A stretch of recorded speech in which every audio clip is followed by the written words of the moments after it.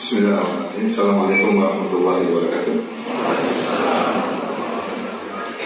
Innal hamdalillah nahmaduhu wa nasta'inuhu wa nastaghfiruhu wa natubu ilayhi wa na'udzu billahi min shururi anfusina wa sayyiati a'malina. May yahdihillahu fala mudilla lahu wa may yudlil fala hadiya lahu. Wa asyhadu an la ilaha illallah wahdahu la syarika lahu wa asyhadu anna Muhammadan 'abduhu wa rasuluhu la nabiyya ba'dahu. Ya ayyuhalladzina amanu taqullaha haqqa tuqatih wa la tamutunna illa wa antum muslimun. Fa inna ahsanal kalami kalamullah wa khairal huda huda Muhammadin sallallahu alaihi wasallam. Syarrul umuri muhdatsatuha wa kullu muhdatsatin bid'ah wa kullu bid'atin dhalalah wa kullu dhalalatin finnar. Para hadirin dan hadirat yang dirahmati oleh Allah Subhanahu wa taala. Alhamdulillah, segala puji dan syukur kita panjatkan kehadirat Allah Subhanahu wa taala yang senantiasa memberikan kita karunia dan anugerah yang tiada henti-hentinya. Salawat dan salam semoga tercurahkan kepada junjungan Nabi Muhammad SAW dan juga kepada keluarganya, seluruh para sahabat beliau serta orang-orang yang setia meniti jalan beliau hingga akhir zaman kelak. Pembahasan kita pada kesempatan pagi hari ini adalah tentang kisah Nabi Sulaiman alaihissalam. Kisah Nabi Sulaiman alaihissalam, dan Allah Subhanahu wa taala yang menyebut kisah Nabi Sulaiman alaihissalam dalam beberapa surat, ya, di antaranya seperti surat Saba, ya, kemudian surat Sad dan juga surat An-Naml, demikian juga surat Al-Anbiya. Dan Nabi Sulaiman, kisah Nabi Sulaiman salah satu kisah Nabi yang diceritakan oleh Allah Subhanahu wa taala dengan cukup panjang. Sebagaimana ada nabi-nabi yang lain yang Allah ceritakan cukup panjang. Yang paling panjang adalah Nabi Musa alaihissalam. Di antaranya juga Nabi Sulaiman alaihissalam. Dan Nabi Sulaiman termasuk di antara para nabi yang diagungkan oleh Bani Israel, oleh orang-orang Yahudi. Oleh karenanya Allah Subhanahu wa taala menyebutkan sebagian cuplikan dari kisah Nabi Sulaiman dengan agak detail. Karena orang Yahudi, ya, waktu itu tinggal di kota Madinah dan Nabi SAW ya mendakwahi mereka, dan Nabi SAW menyebutkan kisah-kisah yang berkaitan dengan nabi-nabi yang mereka agungkan. Mereka mengagungkan Nabi Musa, kemudian mengagungkan Nabi Daud dan juga Nabi Sulaiman alaihissalam. Bahkan mereka kenapa sampai sekarang menetap di Israel, ya, atau di Palestina dalam rangka untuk membangun Haikal Sulaiman Raya. Mereka ingin menegakkan negara mereka dari Haikal Sulaiman yang berada di Palestina, sehingga mereka tidak akan pergi dari situ. Para hadirin yang Allah Subhanahu wa taala, Allah Subhanahu wa taala tatkala menyebutkan kisah-kisah dalam Al-Qur'an, ya, tentunya bukan hanya sekedar sebagai tasliyah, sebagai hiburan atau pengantar tidur, tetapi tentunya di balik kisah-kisah yang Allah sebutkan pasti ada faedah, pasti ada pelajaran dan ada hikmah. Kata Allah Subhanahu wa taala, "Laqad kana fi qasasihim ibratun li ulil albab." Maka hadits yuftara, sungguh pada kisah-kisah mereka terdapat pelajaran bagi orang-orang yang berpikir. Dan kisah-kisah yang Allah sebutkan maka hadits yuftara, bukanlah kisah fiktif, namun kisah yang benar-benar pernah terjadi. Saya ingatkan ini kenapa? Karena kisah yang berkaitan dengan Nabi Sulaiman di luar daripada nalar manusia, ya, luar biasa keajaiban, ya. Bagaimana Nabi Sulaiman berbicara dengan burung hudhud, ya. Bagaimana Sigasana Ratu Balqis bisa didatangkan dalam waktu sekejap. Bagaimana Nabi Sulaiman kemudian mengendarai angin. Ini semua perkara-perkara yang di luar nalar manusia, ya. Agar tadi kata Allah, maka hadits yuftara, ini bukan kisah fiktif tapi benar-benar pernah terjadi. Jangan kita berpendapat seperti orang-orang liberal yang diserukan oleh ulil absar, ya, yang mengatakan bahwa kisah-kisah dalam Al-Quran hanyalah dongeng, hanyalah dongeng-dongeng yang dibuat oleh Allah, meskipun tidak harus benar adanya, untuk membentuk ada risalah, ada suatu pesan yang Allah ingin sampaikan, dan Allah sampaikan dalam bentuk kisah-kisah yang merupakan dongeng. Ini merupakan kekufuran tatkala menganggap Allah adalah pendongeng, sebagaimana dikatakan oleh ulil absar. Para hadirin Allah Subhanahu wa taala, Allah Subhanahu wa taala mengatakan, "Faqsusil qasas la'allahum yatafakkarun."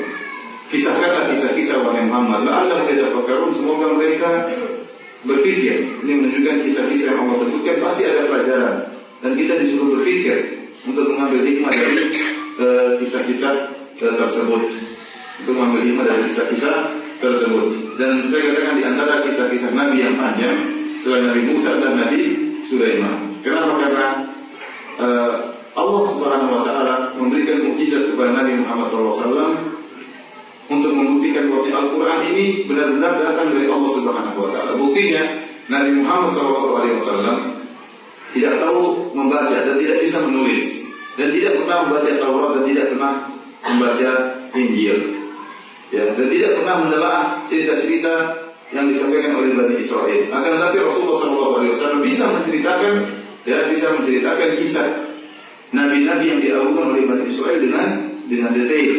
Nabi SAW hidup, berkembang, tumbuh dan berkembang di Mekah. Ya. Di sana tidak ada orang Yahudi. Orang Yahudi konsentrasi mereka, tinggal mereka di kota Madinah, karena mereka tahu bahwasanya akan ada nabi yang berhijrah ke kota Madinah, sehingga banyak orang-orang Yahudi tinggal di kota Madinah menantikan kedatangan nabi tersebut.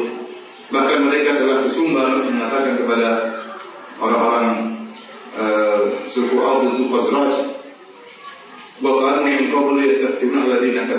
mereka dahulu mengatakan kepada orang-orang musyrikin yang ada di Madinah, dan mereka sering bertikai dengan orang-orang musyrikin yang ada di kota Madinah. Kata orang Yahudi, nanti akan datang nabi baru, akan datang seorang nabi, dan kami akan bersama nabi tersebut membantai kalian. Tatkala datang nabi tersebut, padahal mereka sudah mengetahui sifat nabi tersebut dengan detail, ya Allah mengatakan, ya'rifunahu kama ya'rifuna abna'ahum. Mereka mengenal Nabi Muhammad SAW sebagaimana mereka mengenal anak mereka, dan ini penegasan luar biasa dari Allah tentang pengenalan mereka. Mereka kenal Nabi Muhammad SAW sebagaimana mengenal anak mereka, ya. Sebagaimana kita tahu anak kita, ya, anak kita bagaimana sifat-sifatnya. Kemudian selain sifat-sifatnya, bagaimana kondisi fisiknya, dia main kemana saja, siapa teman-temannya. Maka demikian orang Yahudi mengenal betul siapa Nabi Muhammad SAW, sehingga mereka tahu di mana Nabi tersebut akan berhijrah, ya, di mana Allah akan mendatangkan kemenangan, itu dari kota Madinah. Maka sengaja mereka tinggal di kota Madinah. Namun ada satu sifat yang mereka tidak sadari, ternyata Nabi tersebut bukan dari golongan Yahudi, bukan dari golongan Bani Israel. Meskipun sifat-sifat yang ada pada Nabi Muhammad SAW persis sebagaimana yang mereka ketahui, hanya karena Nabi Muhammad bukanlah orang Bani Israel, dari suku Bani Israel, maka mereka pun kufur kepada Nabi Muhammad SAW. Falamma ja'ahum ma'arafu kafaru bih. Tatkala datang yang telah mereka kenali, mereka kufur kepada Nabi Muhammad SAW. Nah, Allah menurunkan mukjizat berupa Al-Quran kepada Nabi SAW, di mana Nabi SAW tidak bisa baca, tidak bisa tulis, namun bisa menceritakan kisah Nabi Musa dengan detail, dan di antara juga kisah Nabi Sulaiman dengan detail. Bahkan mungkin ada perselisihan di antara mereka tentang kisah Sulaiman atau kisah Musa. Allah datangkan kisah yang benar, yang menjelaskan mana yang benar di antara perselisihan mereka. Inna hadzal Qur'an yaqussu ala bani Israil aktsara alladhi hum fihi ikhtalifun.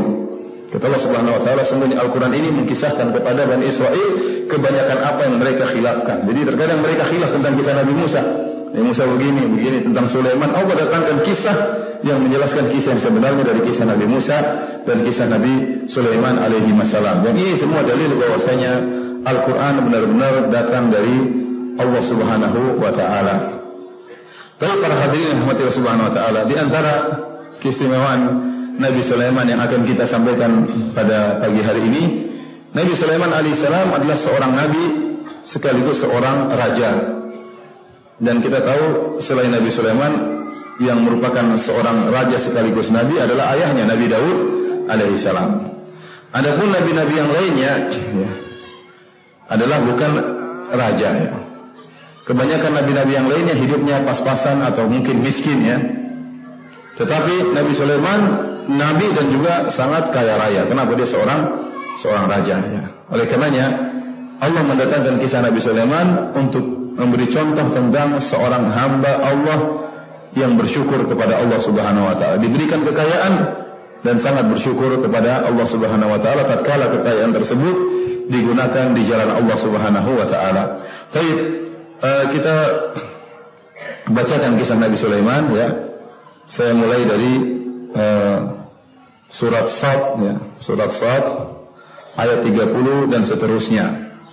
Setelah surat Shad kita akan bacakan surat Saba, setelah surat Saba baru kita akan bacakan dari surat An-Naml. Allah Subhanahu wa taala berfirman tentang Nabi Sulaiman alaihissalam. Wa wahabna li Dawud Sulaiman ni'mal 'abdu innahu awwab. Dan kami anugerahkan kepada Nabi Daud putranya Sulaiman. Ni'mal 'abdu innahu awwab. Sungguh Nabi Sulaiman adalah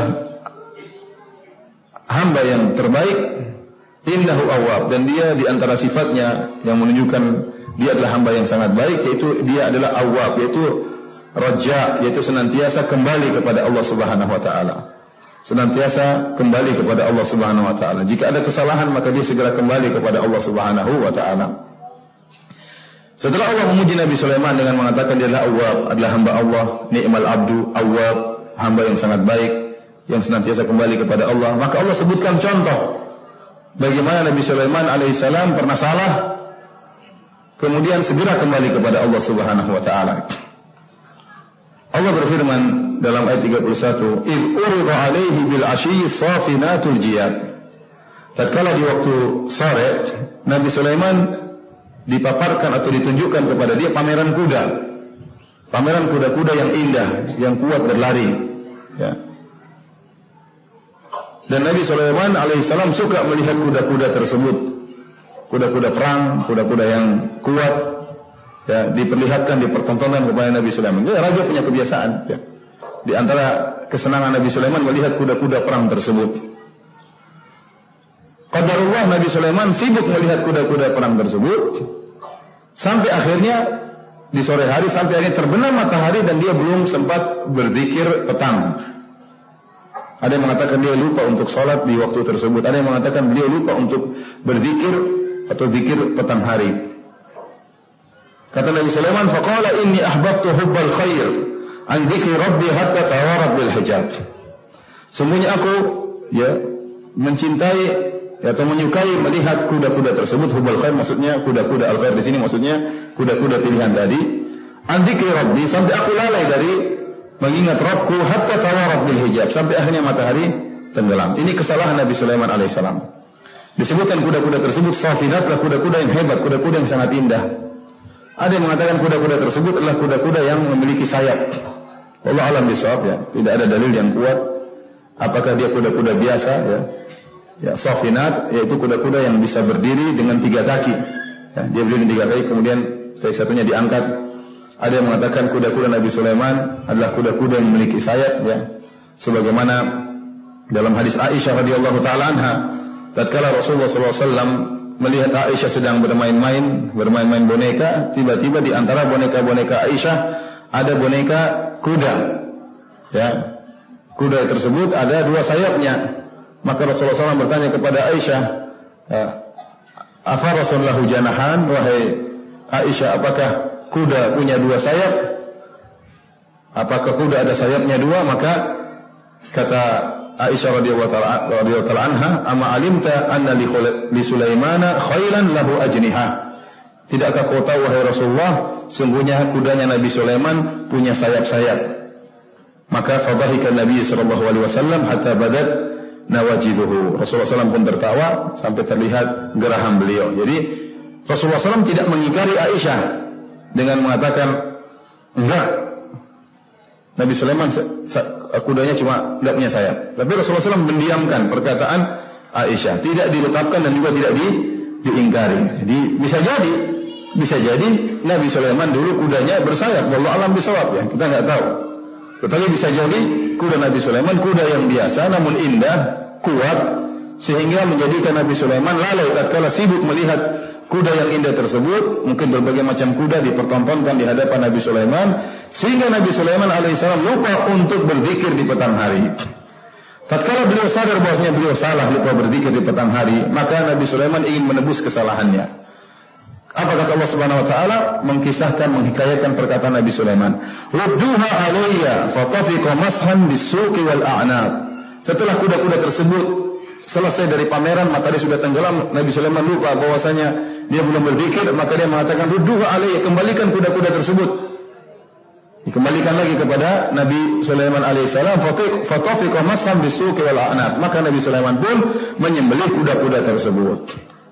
Kenapa? Karena kuda-kuda ini yang membuat beliau lalai alaihissalam, sehingga beliau sembelih diserahkan untuk Allah Subhanahu wa taala, ya. Disembelih, ya, diserahkan untuk Allah Subhanahu wa taala. Dan ini bukti firman Allah tentang Nabi Sulaiman, innahu awwab. Dia adalah seorang hamba yang senantiasa kembali. Kalau melakukan kesalahan, langsung dia tebus.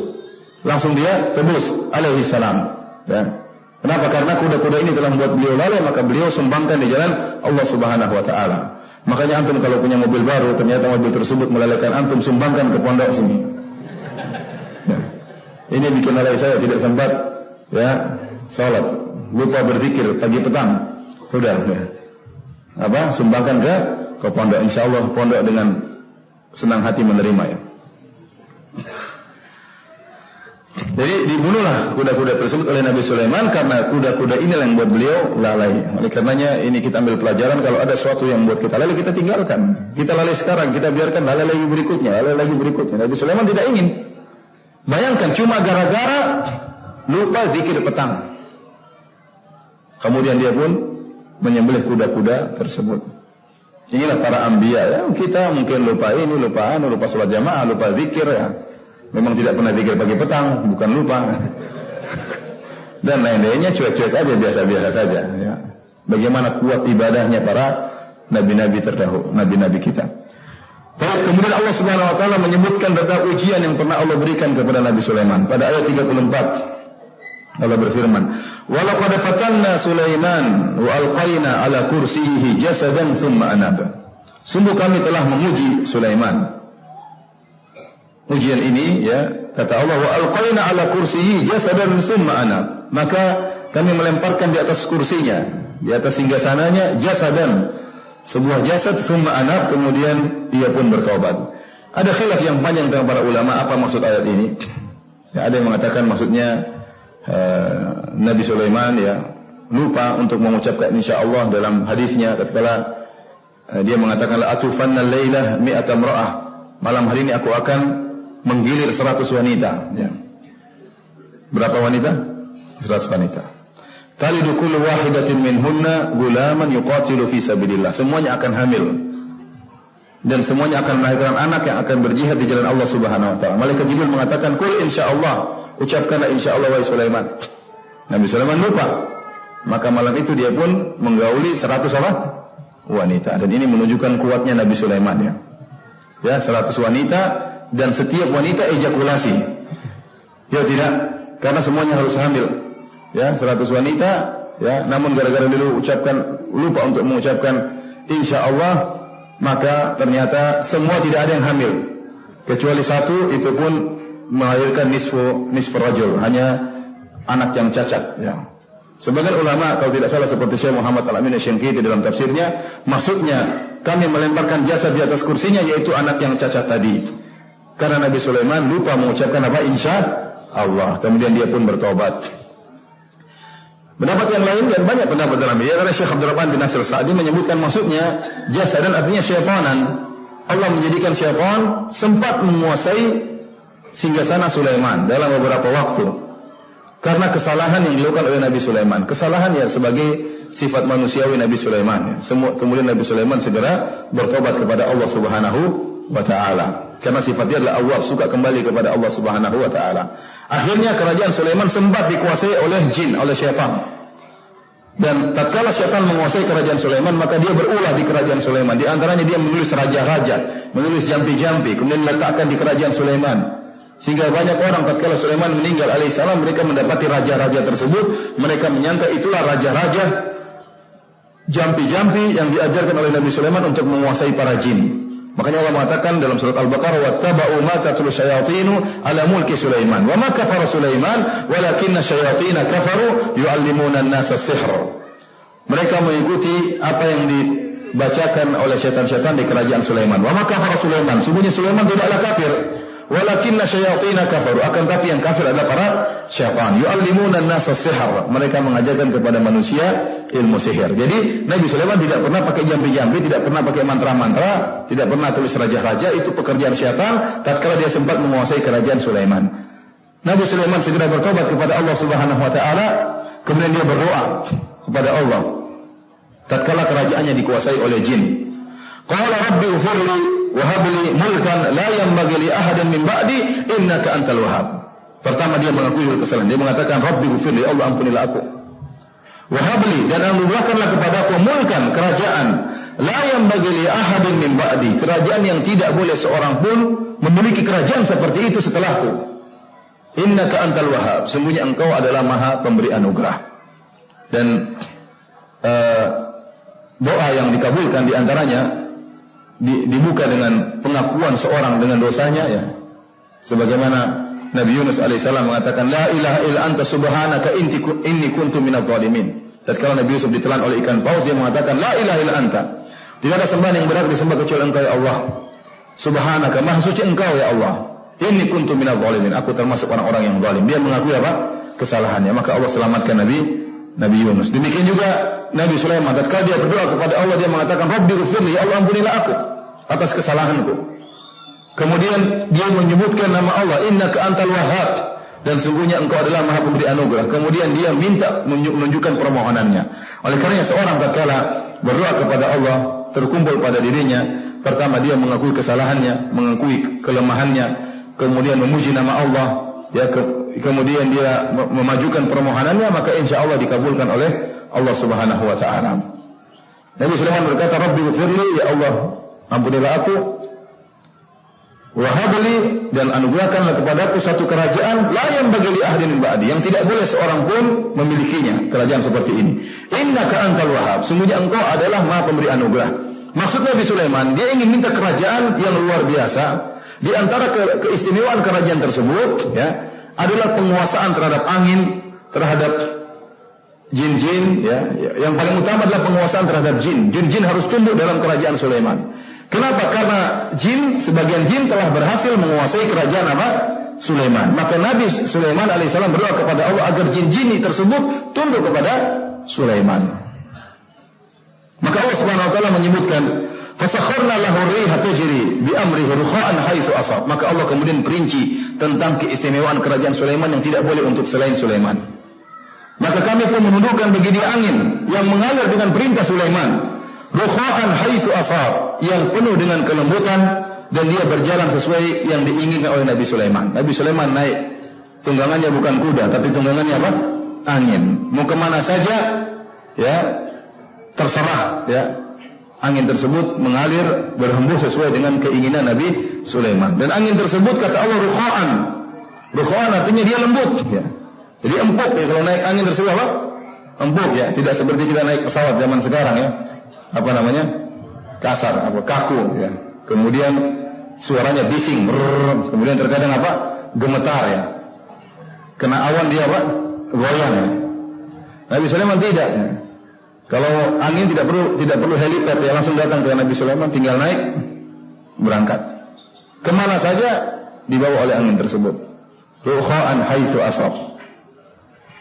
Wasyayatina kulla banna'in wa ghawwas, dan Allah tundukkan kepada Nabi Sulaiman setan-setan.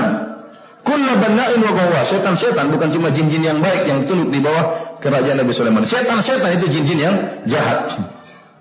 Jin-jin yang jahat tunduk kepada Nabi Sulaiman. Kulla banna'in itu setan-setan tukang bangunan, setan-setan kontraktor, ya.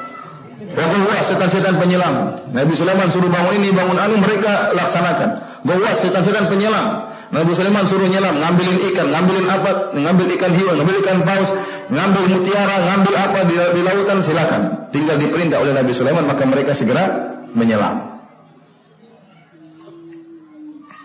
Wa akharina muqarranina fil asfal. Dan setan-setan yang lain yang tidak patuh terbelenggu, ya, oleh Nabi Sulaiman, diikat dalam belenggu. Jadi setan-setan tunduk kepada Nabi Sulaiman atas perintah Allah Subhanahu wa taala. Allah yang menundukkan setan-setan, sebagaimana Allah menundukkan apa? Angin kepada Nabi Sulaiman. Sama sekali Nabi Sulaiman tidak punya ilmu sihir, sama sekali tidak ada, istilahnya kalau orang sekarang adanya mahar atau tumbal yang disembahkan kepada para jin, para setan, tidak ada. Benar-benar murni Allah menundukkan setan-setan tersebut.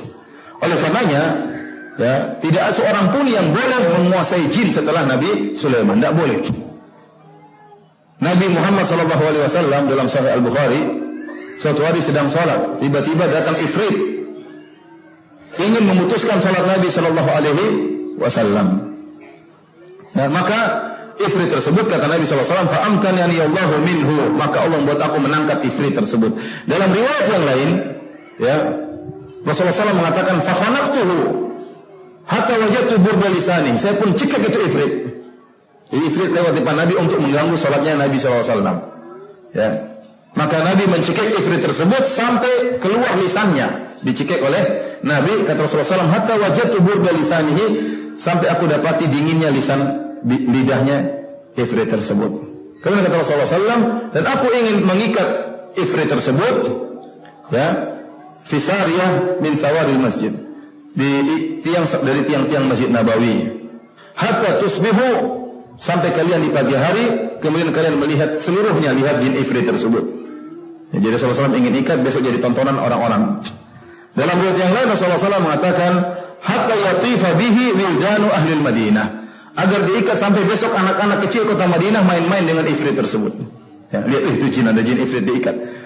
Tapi Rasulullah SAW mengatakan, saya pun ingat doa saudaraku Sulaiman.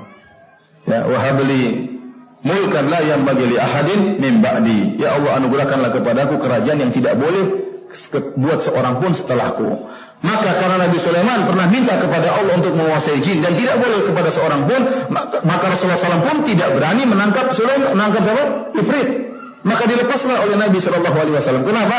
Karena itu permintaan Nabi Sulaiman. Oleh karenanya Rasulullah SAW tidak pernah punya anak buah jin. Rasulullah SAW tidak pernah punya pasukan jin, apalagi memerintah jin. Kenapa? Itu melanggar doanya siapa? Nabi Sulaiman alaihissalam. Rasulullah SAW mengalami banyak peperangan, dari perang Badar, perang Uhud, perang Khandaq, ya, dan berbagai macam peperangan, perang Hunain, ya. Tetapi tidak ada pasukan jin yang kemudian diikut sertakan dalam peperangan tersebut. Karena ini Rasulullah SAW tidak boleh menguasai jin. Oleh karena orang-orang yang menguasai jin, mereka telah melanggar, ya, telah melanggar doa Nabi Sulaiman alaihissalam, menjadikan jin sebagai khadam. Dan tidak mungkin jin menjadi khadam bagi mereka kecuali mereka telah bayar tumbal. Pasti ada timbal balik. Sebagaimana firman Allah Subhanahu wa taala, "Ya ma'syaral jinni qad istakthartum minal ins wa qala awliya'uhum minal insi rabbana istamta'a ba'duna bi ba'd wa balaghana ajalana alladhi ajjalta lana." Tatkala hari kiamat kala Allah kumpulkan jin dan manusia. Allah mengatakan, "Wahai jin, sungguh kalian telah banyak menyesatkan manusia." Maka wali-wali jin, wali-wali syaitan berkata, yaitu dari kalangan manusia, berkata, "Rabbana istamta'a ba'duna bi ba'd." Ya Rabb, kami dahulu saling senang menyenangkan di antara kami. Para ulama telah menjelaskan, para tafsir seperti Al-Imam Ibnu Katsir dan juga Al-Imam Al-Qurtubi rahimahumullah, bahwasanya istimta' ba'dhum bi ba'd, mereka saling senang menyenangkan, yaitu jin, ya, memerintah manusia untuk memberikan tumbal atau persyaratan dengan manusia tunduk kepada mereka, dan jin itu menyenangkan jin, ya. Adapun manusia diserahkan dengan jin karena jin membantu keperluan manusia. Oleh karenanya Allah Subhanahu wa taala berfirman dalam ayat yang lain, "Wa annahu kana rijalun minal insi ya'udzuuna bi rijalin minal jinni fazaduhum rahaqa." Dan sungguhnya ada sebagian manusia minta perlindungan kepada sebagian jin, maka semakin menambah kesombongan para jin dan semakin menambah kekufuran manusia tersebut, ya.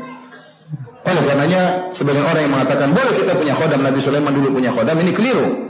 Karena Nabi Sulaiman alaihissalam Allah yang menjadikan jin-jin tersebut tunduk kepada Nabi Sulaiman tanpa ada sama sekali, tanpa ada apa? Mahar atau tumbal dan yang lainnya, persyaratan.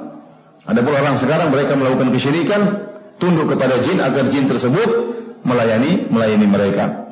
Nabi SAW saja tidak bisa menguasai jin, ya. Kalau seandainya Nabi SAW boleh menguasai jin, tentunya tatkala kalung istrinya yang tercinta Aisyah radhiyallahu taala anha hilang, maka Rasulullah SAW akan menyuruh jin mencari kalung tersebut. Namun Rasulullah SAW cari sendiri, para sahabat cari, nggak ketemu-ketemu. Ya. Sekarang ada yang mengatakan pertemuan kita dijaga oleh jin sejagat, ya, subhanallah. Berarti kalau jin sejagat ada jin ifrit, jin tomang, jin sebuah jin-jin kumpul, ya. Tahu para hadirin Allah Subhanahu wa taala, setelah Allah menyebutkan di antara sifat kerajaan Nabi Sulaiman, kata Allah, "Hadza ata'una famnun aw amsik bi ghairi hisab." Ini adalah anugerah kami, pemberian kami kepada engkau wahai Sulaiman. Famnun aw amsik bi ghairi hisab, ya. berikanlah kepada orang lain atau kau tahan, maka tiada hisab, tidak perlu pertanggungjawaban. Kenapa? Karena Allah yakin dengan Sulaiman. Sulaiman tidak akan melakukan hal yang dalam hartanya dia pasti melakukan sesuai di jalan Allah Subhanahu wa taala. Maka Allah serahkan, terserah kau Sulaiman, mau diapain pemberianku ini. Ini di dunia Allah muliakan. Di akhirat kata Allah, wa inna lahu wa indana la zulfa wa husna ma'ab. Dan sungguhnya Nabi Sulaiman memiliki kedudukan yang dekat dengan kami di akhirat kelak dan tempat kembali yang baik. Jadi Nabi Sulaiman dimuliakan di dunia dan dimuliakan di akhirat. Baik, kita lanjutkan tadi surat Sad, sekarang tadi surat Saba, ya surat Sad ya. Tadi surat Saba, surat Sad. Sad ya.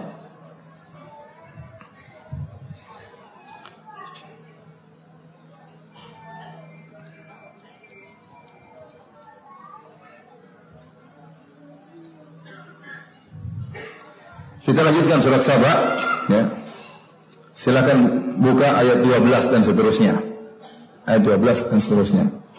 Di sini pada surat Saba ini perincian dari kerajaan Sulaiman yang luar biasa ya. Allah menyebutkan wa li Sulaiman riha guduha syahrun wa ruwahuha syahrun.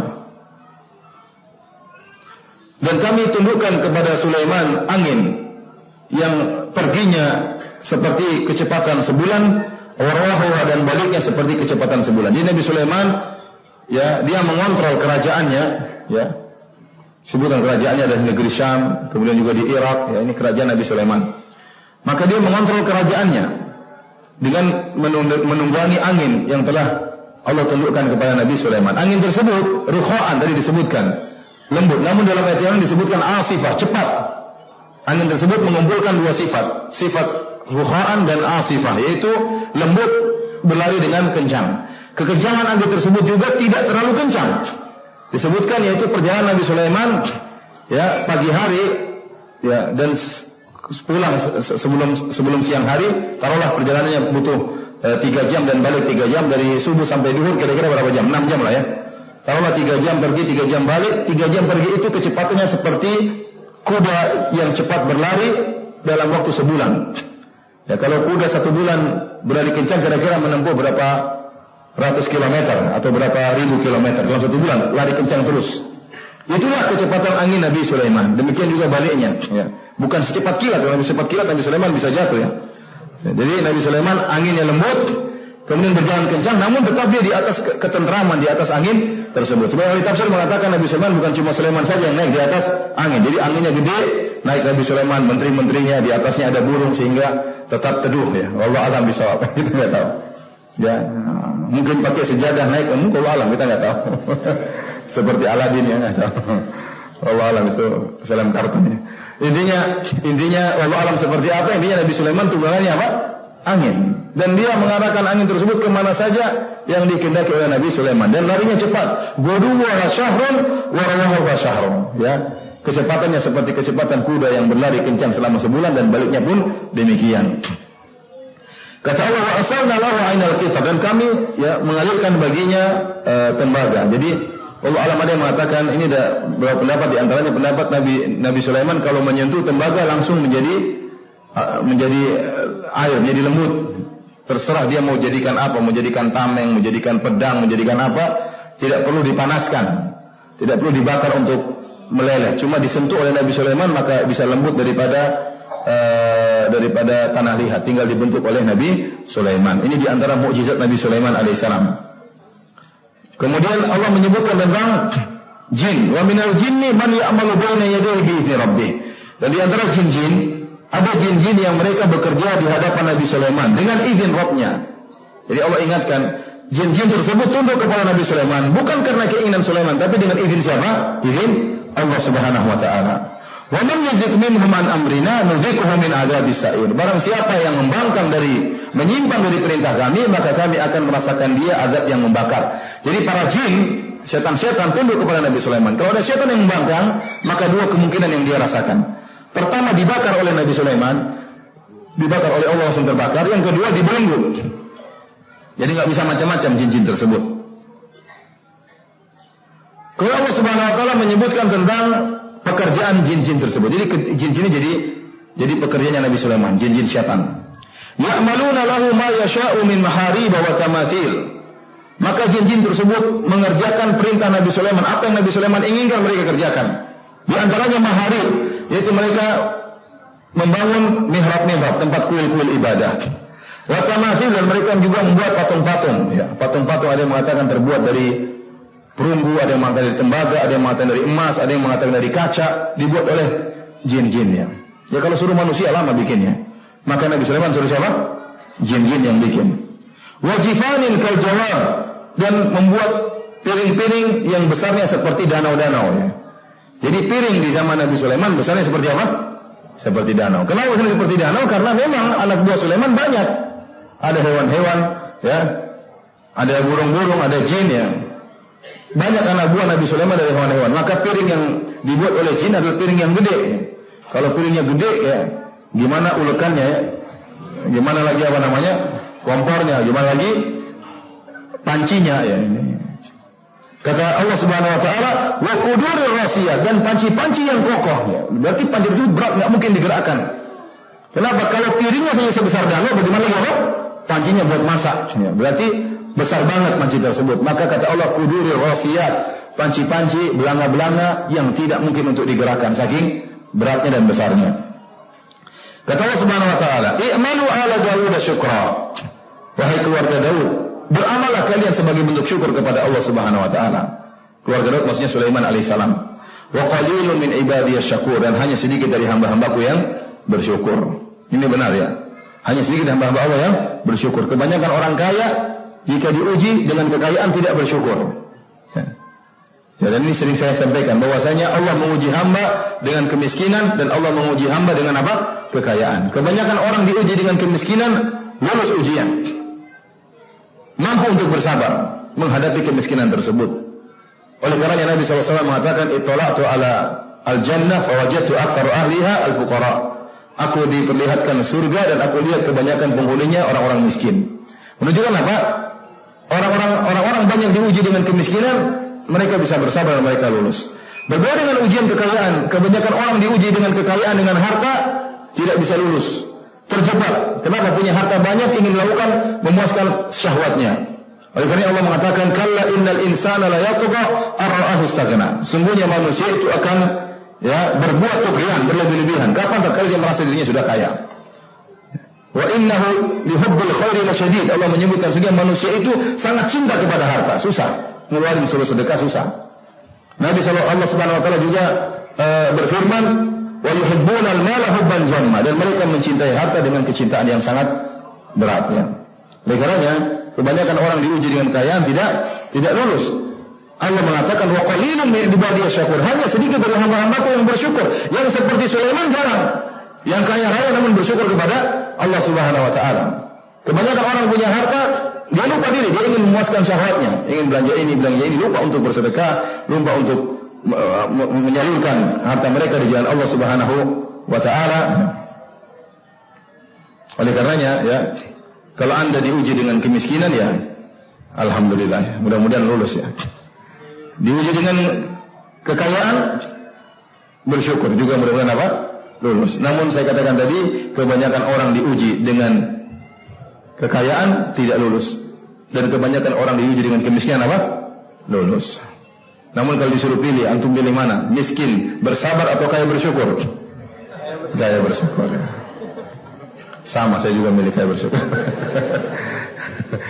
Meskipun kita tahu, ya, kita pede akan bersyukur. Ya lihat aja nanti, antum bersyukur tidak diberikan kelebihan harta, bersyukur atau tidak, Allah yang Maha tahu.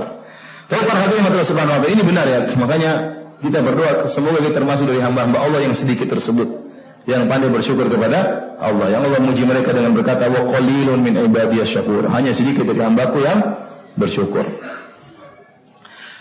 Baik, setelah itu Allah sebutkan tentang wafatnya Nabi Sulaiman dalam surat Saba ayat 14. Kata Allah Subhanahu wa taala, "Falamma qadayna 'alaihi al-maut." Tatkala kami tetapkan Nabi Sulaiman akan meninggal dunia, ma dallahum 'ala mautihi illa dabbatul ardi ta'kulu min sa'atah.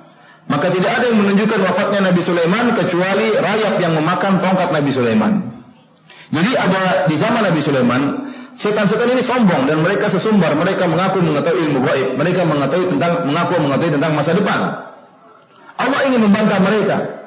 Bahwasanya kalian jangankan masa depan, masa sekarang pun kalian tidak tahu apa yang terjadi. Dan setan-setan tersebut mereka bekerja di hadapan Nabi Sulaiman, mereka takut kalau ada Sulaiman. Dan disebutkan Nabi Sulaiman adalah orang yang sangat kuat. Kalau kuat, termasuk kuat dalam beribadah. Kalau beliau sudah masuk di kuilnya, kemudian pegang tongkatnya, berdiri, bisa lama sekali berdirinya, bisa berbulan-bulan beliau sholat. Setan tersebut kerja terus, nggak berani kabur. Sulaiman masih sholat, Sulaiman masih sholat. Jadi mereka tidak berani. Kalau kabur terbakar.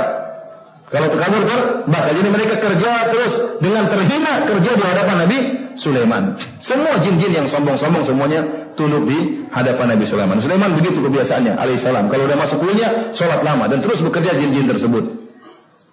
Suatu hari Allah hendak mencabut nyawa Nabi Sulaiman. Begitu dia masuk di kuilnya hendak sholat, nyawanya dicabut oleh Allah Subhanahu Wa Taala.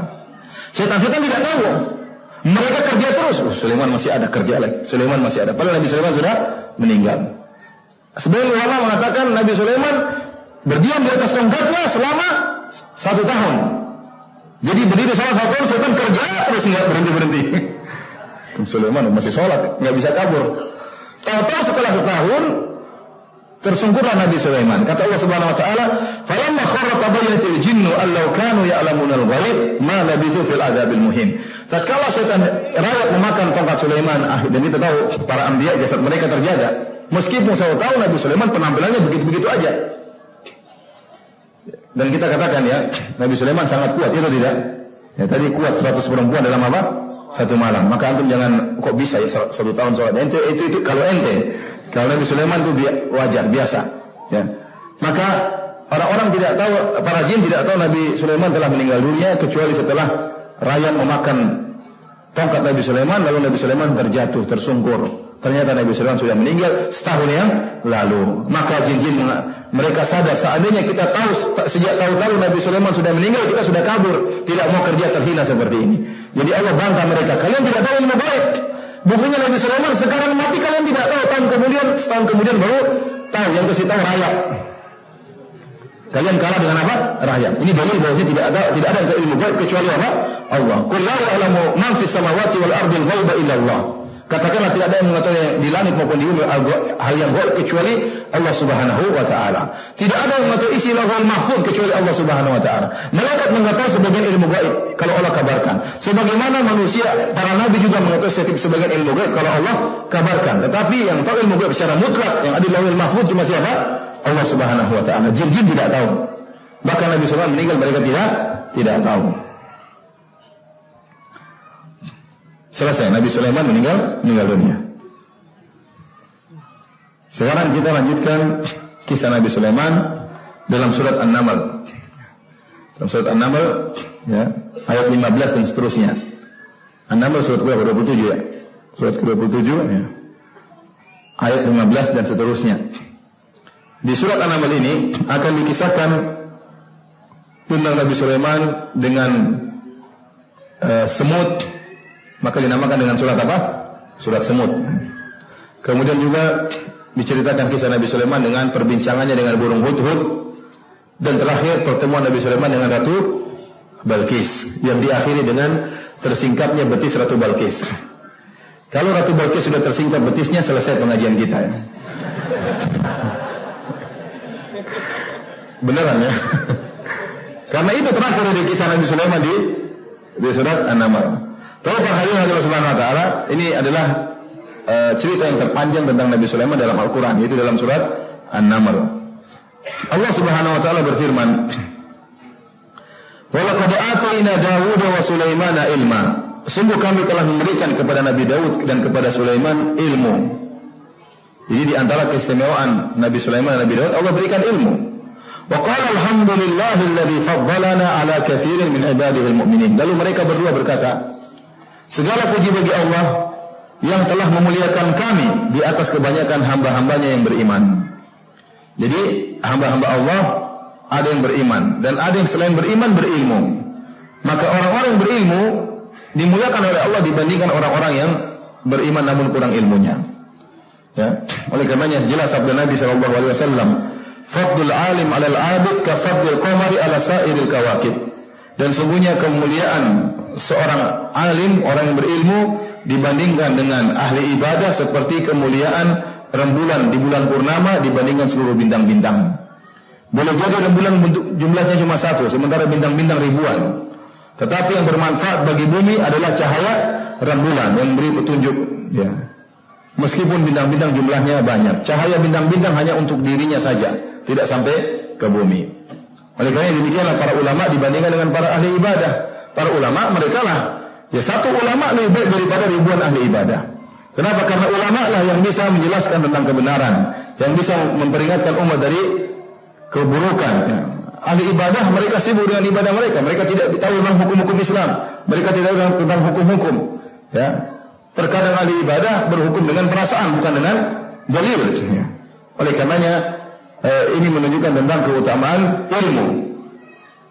Nabi Sulaiman dan Nabi Daud berkata, Alhamdulillahilladzi faddalana ala katsirin min ibadihil mu'minin. Segala puji bagi Allah yang telah muliakan kami di atas hamba-hambanya, banyak hamba-hambanya yang beriman. Kata Allah, waritha Sulaiman Daud. Nabi Sulaiman mendapat warisan dari Nabi Daud. Ya.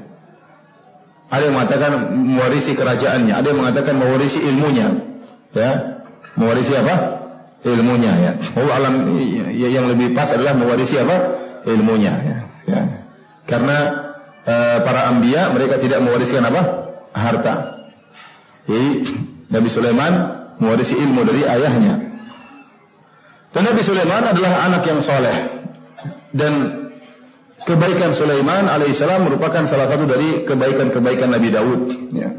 Karena Nabi Daud memiliki anak yang soleh, siapa? Nabi Sulaiman. Kemudian Nabi Sulaiman berkata, Ya ayuhan nas, wa qala ya ayuhan nas, ulimna mantiqat tayr, wahai manusia. Dia jelaskan kepada rakyatnya, ulimna mantiqat tayr, sungguhnya kami telah diajari oleh Allah Subhanahu wa taala bahasa burung. Wa utina min kulli syai', dan kami telah diberikan segala sesuatu. Artinya kebutuhan raja, kekayaan raja semuanya ada. Inna hadza lahuwal fadlul mubin. Ini merupakan karunia yang nyata. Ya, Nabi Sulaiman tahadduts bin nikmah. Dia menceritakan karunia yang Allah berikan kepada dia. Dia sebagai seorang raja dan juga seorang nabi. Ini menjelaskan Allah telah memberikan aku segala sesuatu. Bersyukur kepada Allah, dan Allah telah mengajari aku untuk mengerti bahasa burung, bahasa hewan. Sungguh ini semuanya adalah karunia dari Allah, karunia yang nyata. Wa husyira Sulaiman junuduhu minal jinni wal insi wat tayr fahum yuzaun. Kemudian dihimpunkan untuk Sulaiman tentaranya, bala tentaranya dari golongan jin, dari golongan manusia, dan dari golongan burung. Fahum yuzaun, dan mereka diatur dengan tertib dalam barisan. Jadi Nabi Sulaiman alaihissalam adalah seorang raja yang tegas. Raja yang tegas, makanya anak buahnya kalau apal ya harus tertib, rapi, ya, bukan amburadul ya. Diatur rapi, mana barisan jin, mana barisan manusia, mana barisan hewan-hewan, mana barisan burung-burung. Berangkatlah mereka hatta idza atau ala wadin namli. Ini kisah pertama tentang Nabi Sulaiman dengan semut. Hatta idza atau wadin namli. Tatkala mereka berjalan, akhirnya mereka datang ke suatu lembah dinamakan oleh Allah dengan wadin naml, lembah semut. Artinya isinya semuanya apa? Semut. Semut-semut tinggal di situ. Tatkala Nabi Sulaiman sedang berjalan dan akan melintasi lembah semut tersebut, dan pasti lembah tersebut akan rusak, diinjak oleh mungkin pasukan Nabi Sulaiman, manusia, oleh kuda dan macam-macamnya. Tiba-tiba Nabi Sulaiman melihat tingkah yang aneh dari seekor semut. Qalat namlatun, ya ayuhan namlu, udkhulu masakinakum. Tiba-tiba ada seekor semut berkata, wahai semut-semut, wahai yang merasa semut, udkhulu masakinakum, masuklah kalian dalam rumah-rumah kalian. La yahtimannakum Sulaiman wa junuduhu. Jangan sampai kalian keinjak oleh Sulaiman dan pasukannya. Wa hum la yash'urun, dan mereka tidak sadar. Fatabassama dhahikan min qawliha. Kemudian Nabi Sulaiman pun tertawa karena melihat perkataan, mendengar perkataan semut ini. Nabi Sulaiman disebut oleh para ulama tertawa, bergembira, bersyukur kepada Allah karena dua hal. Di antaranya karena dua hal. Yang pertama, bersyukur kenapa? Allah bisa membuat Nabi Sulaiman paham dengan bahasa apa? Semut. Lalu bayangkan Allah bisa menjadikan Nabi Sulaiman dengar perkataan semut tersebut. Nabi Sulaiman minimal naik kuda, ya enggak? Sekarang dia seorang raja, jalan dengan pasukan, minimal dia naik kuda. Kalau enggak dia naik angin. Berarti jarak Nabi Sulaiman dengan semut jaraknya bermeter-meter, ya. Tapi semutnya ngomong di situ dia bisa dengar. Ya. Ini ajaib atau tidak? Ajaib. Antum aja kalau ada 2 ekor semut lagi jalan di baju antum, lagi ngobrol, lagi pacaran, ente nggak ngerti ngomong apa. Ngerti atau tidak? Nggak tahu. Jangankan ngerti, dengar aja enggak. Bahkan meski semua masuk dalam telinga antum nggak tahu dia maki-maki antum nggak tahu. Ini bau sekali, nggak ngerti ente. Jangan antum dengar gerakan dia karena menyentuh telinga, tapi dia ngomong ente nggak ngerti. Jangankan nggak ngerti, dengar aja enggak. Kalau suara tikus kita dengar, suara burung kita dengar, semut ngomong.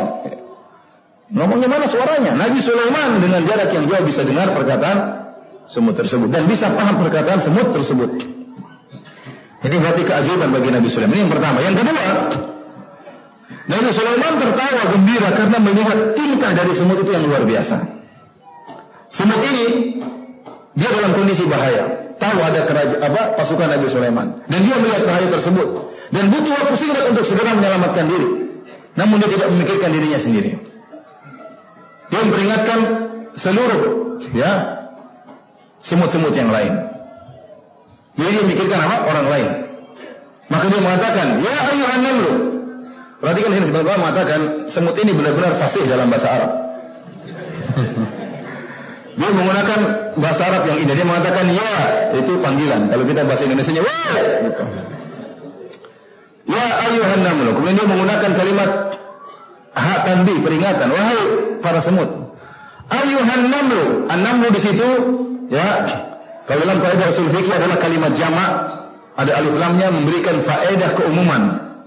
Kalau kita artikan dalam bahasa kita, wahai semua yang merasa semut tanpa terkecuali. Ya. Dalam bahasa Arab itu singkat dan padat. Kalau kita bahasa Indonesia kita susah, kita bilang wahai hati-hati seluruh semut tanpa terkecuali, terlalu panjang. Kalau bahasa Arab ya ayuhan namlu, selesai. Paham? Antum paham atau tidak? Antum tidak tahu usul fikih. Semut ini ngerti ya? Ya ayuhan namlu. Ini bahasa Arab seperti itu artinya. Wahai seluruh yang merasa semut.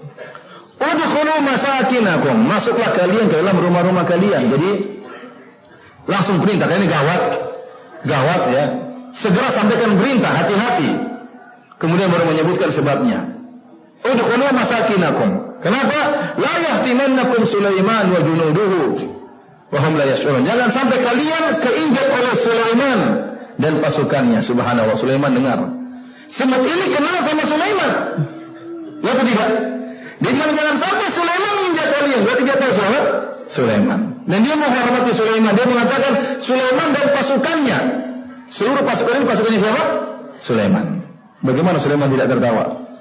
Dia tidak mengerti itu ada manusia itu melewat. Enggak.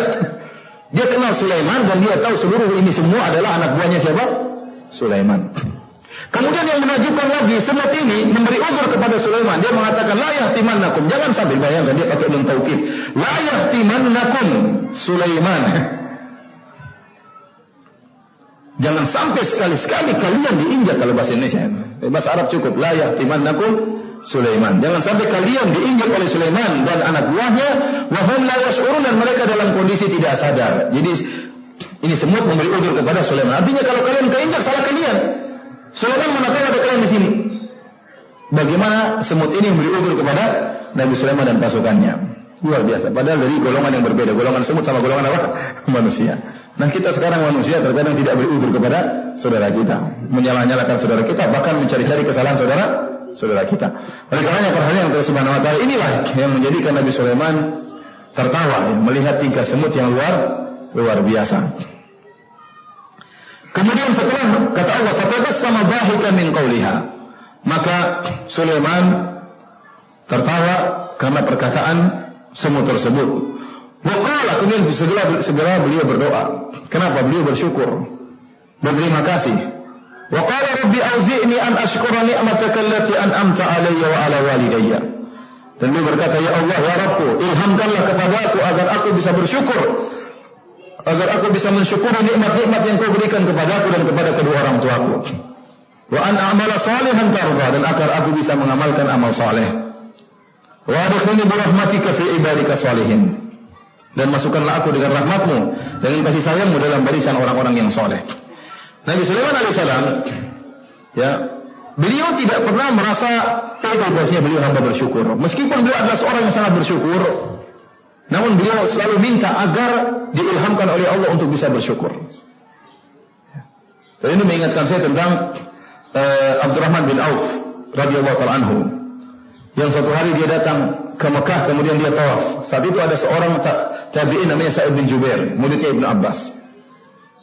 Sa'id bin Jubair tawaf dekat dengan Abdurrahman bin Auf, dan dia tidak mengenal siapa Abdurrahman bin Auf. Abdurrahman bin Auf selama dia tawaf, dia berdoa dengan berkata, Allahumma kini syuha nafsi, ya Allah jauhkan aku dari sifat pelit. Allahumma kini syuha nafsi, ya Allah jauhkan aku dari sifat pelit. Itu saja doanya terus. Saya ini juga bertanya, ini siapa orang ini? Kok minta supaya tidak pelit? Seakan-akan dia orang yang pelit. Padahal Abdurrahman bin Auf bukanlah orang pelit, orang yang sangat dermawan luar biasa. Sangat dermawan luar biasa, namun tetap memohon kepada Allah agar dijauhkan dari sifat apa? Sifat pelit. Ternyata orang yang minta supaya tidak pelit tersebut adalah orang yang sangat apa? Dermawan. Dia adalah Abdurrahman bin Auf. Oleh karena perhatian kita subhanallah, kalau masalah harta itu manis ya. Kalau antum tidak latih diri antum untuk bersedekah, tidak pasakkan diri antum untuk bersedekah, antum akan berat bersedekah. Harus dilatih, harus dipaksakan. Keluarkan harta di jalan Allah Subhanahu wa taala. Justru harta yang kita keluarkan itulah bekal kita di akhirat kelak. Ingat sabda Nabi sallallahu alaihi wasallam tatkala Rasulullah SAW menyuruh Aisyah untuk membagi-bagikan kambing yang telah disembelih. Maka Rasulullah SAW bertanya, "Ma baqiya minha?" Wahai Aisyah, bagian apa dari kambing tersebut yang masih tersisa? Kata Aisyah, "Ma baqiya minha illa katifaha." Seluruhnya tidak tersisa wahai Rasulullah. Yang tersisa hanyalah pundak kambing yang belum dibagi. Ini yang tersisa pundak kambing. Kata Rasulullah SAW, membalikan pola pikir Aisyah. Kata Rasulullah SAW, baqiya kulluha illa katifaha. Justru yang sudah disumbangkan semuanya itu yang tersisa. Yang tidak tersisa justru yang belum dibagi. Dan ini benar. Seluruh apa yang kita keluarkan di jalan Allah, itulah yang tersisa bagi kita di akhirat kala. Yang tidak dikeluarkan, maka tidak tersisa bagi kita. Karenanya segala yang kita sumbangkan adalah bekal kita di akhirat.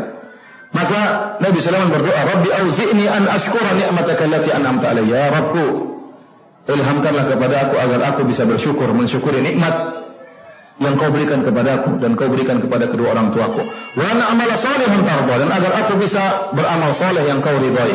Ini dalil bahwasanya bersyukur itu melazimkan beramal.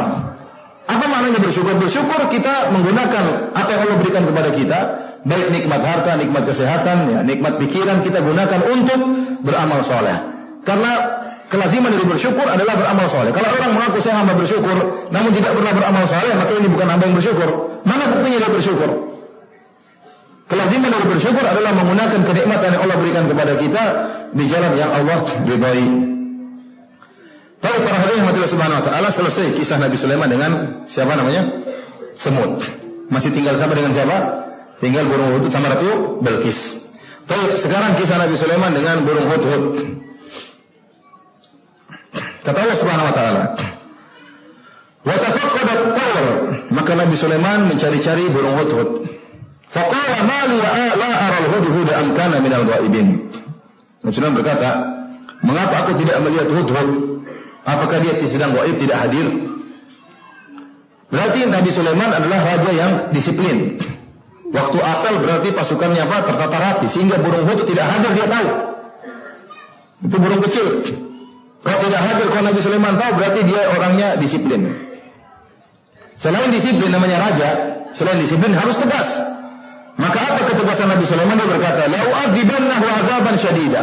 Sungguh benar-benar saya akan menyiksanya dengan siksaan yang pedih. Kenapa dia terlambat datang? Ya, terlambat datang. Kata para ulama sebagian ahli tafsir mengatakan, Nabi Sulaiman mengatakan, saya akan cabut bulu-bulunya kalau datang. Mengerikan, disiksa. Kenapa datang terlambat? Maka di sini kenapa? Dicabut. Bukan, bahkan lebih daripada itu. Ala akbahannahu, saya akan sembelih dia. Kenapa? Karena terlambat datang. Ala ya'tiyani bisultanin mubin, atau dia mendatangkan alasan yang benar kenapa dia datang terlambat. Kenapa terlambat datang? Dan ini Nabi Sulaiman ucapkan di hadapan pasukannya. Yang terlambat satu, namun hukuman harus semua orang tahu. Kenapa Nabi Sulaiman tegas? Ini terlambat harus semua orang tahu. Dengan terkadang dipraktekkan di Universitas Islam Madinah. Kalau ada yang bersalah, ditempel namanya di seluruh orang semua lihat. Di mana sebagai hukuman. Jadi kembali kepada ijtihadnya. Agar sebagai pelajaran bagi yang lain. Maka Nabi Sulaiman berkata, ini burung hudhud, kalau nggak datangkan alasan kenapa dia terlambat, maka aku akan cabut bulu-bulunya atau aku akan sembelih dia. Makanya seorang pemimpin bukan cuma butuh orang yang bertakwa, orang alim, tapi butuh yang tegas. Ya, kalau orang yang pemimpin tapi pemaaf terus ya, tidak pernah kasih hukuman, badang nanti apa anak buahnya. Kepala batu melanggar terus, terlambat terus, tidak pernah kasih hukuman. Ya, kenapa? Dia sekarang sedang memimpin. Kemaslahatannya bukan berkaitan dengan dirinya, saya berkaitan dengan yayasan yang dipegang, dengan organisasi yang dia pegang. Ya. Kalau dia bisa dia maafkan, iya dia maafkan, tapi dengan maafkan yang tidak pada tempatnya, akhirnya akan memberi kemudaratan kepada keutuhan apa yang dia pegang tersebut, yayasan atau organisasi yang dia pegang. Ya, Nabi Sulaiman memang hal ini masalah kerajaan. Pasukan harus tegas, pasukan harus datang, ya, apel pada waktunya, tidak boleh terlambat. Maka Nabi Sulaiman berkata kepada rakyatnya, kepada pasukannya, Hud kalau datang tidak bawa alasan, maka saya akan siksa dia dengan siksaan yang pedih atau saya sembelih dia. Namun burung Hud tidak lama kemudian muncul. Kata Allah, "Famakatha ghairu ba'idin." Tiba-tiba tidak lama kemudian burung Hud ini datang. Faqala ahadtu bima lam tuhitu bih wa ji'tuka min saba'in binaba'in yaqin. Maka dia berkata, "Ya Sulaiman, saya punya ilmu yang kau tidak miliki dan aku telah datang dari negeri Saba dengan kabar yang yakin." Ini burung Hud sekarang dia datang terlambat. Waktu dia datang terlambat, subhanallah, dia menyampaikan suatu perkataan yang menakjubkan Sulaiman. Dia mengatakan, "Wahai Sulaiman, saya punya ilmu kau tidak tahu." Subhanallah.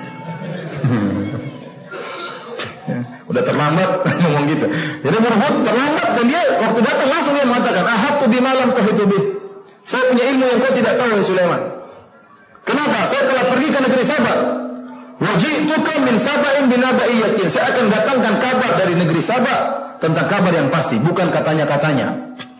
Bukan baca di internet, wahai Sulaiman. Tapi apa? Langsung dilihat langsung oleh siapa? Burung Hud.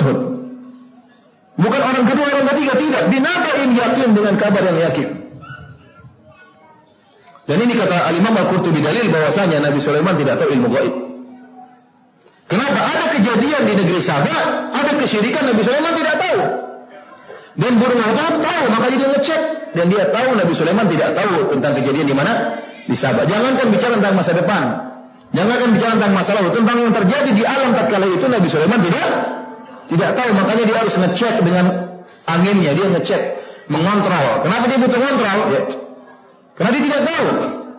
Beda dengan kalau sekarang ya, saya kemarin punya ada teman dari kepolisian ya, subhanallah, dia di Jakarta dia bisa mengontrol anak buahnya semuanya pakai CCTV.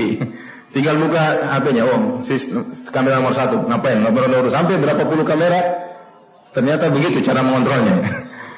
Kalau ada anak buah yang tidur itu, ngapain tidur? Nabi Sulaiman dulu harus apa?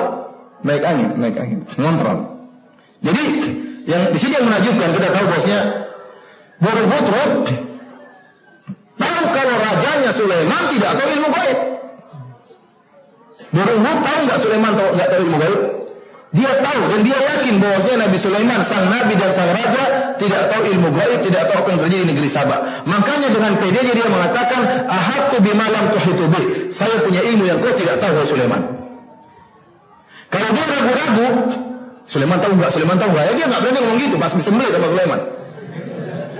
Namun dia ngomong dengan yakin, dia mengatakan, "Ahadtu bima lam tuhitu bih." Saya tahu, saya punya ilmu yang kau tidak tahu, Sulaiman. Berarti Hud yakin. Berarti rakyat Nabi Sulaiman tahu bahwasanya rajanya tidak tahu ilmu gaib. Bukan seperti sebagian orang-orang pintar yang mengesankan dia tahu masa depan. Ya. Burung Hud tahu Sulaiman tidak tahu ilmu gaib, makanya dia mengatakan, "Saya tahu apa yang kau tidak ketahui." Waji'tuka min saba'in binaba'i yakin, dan saya datang kepada engkau membawa kabar yang yakin dari negeri Saba. Kemudian Hud mulai cerita.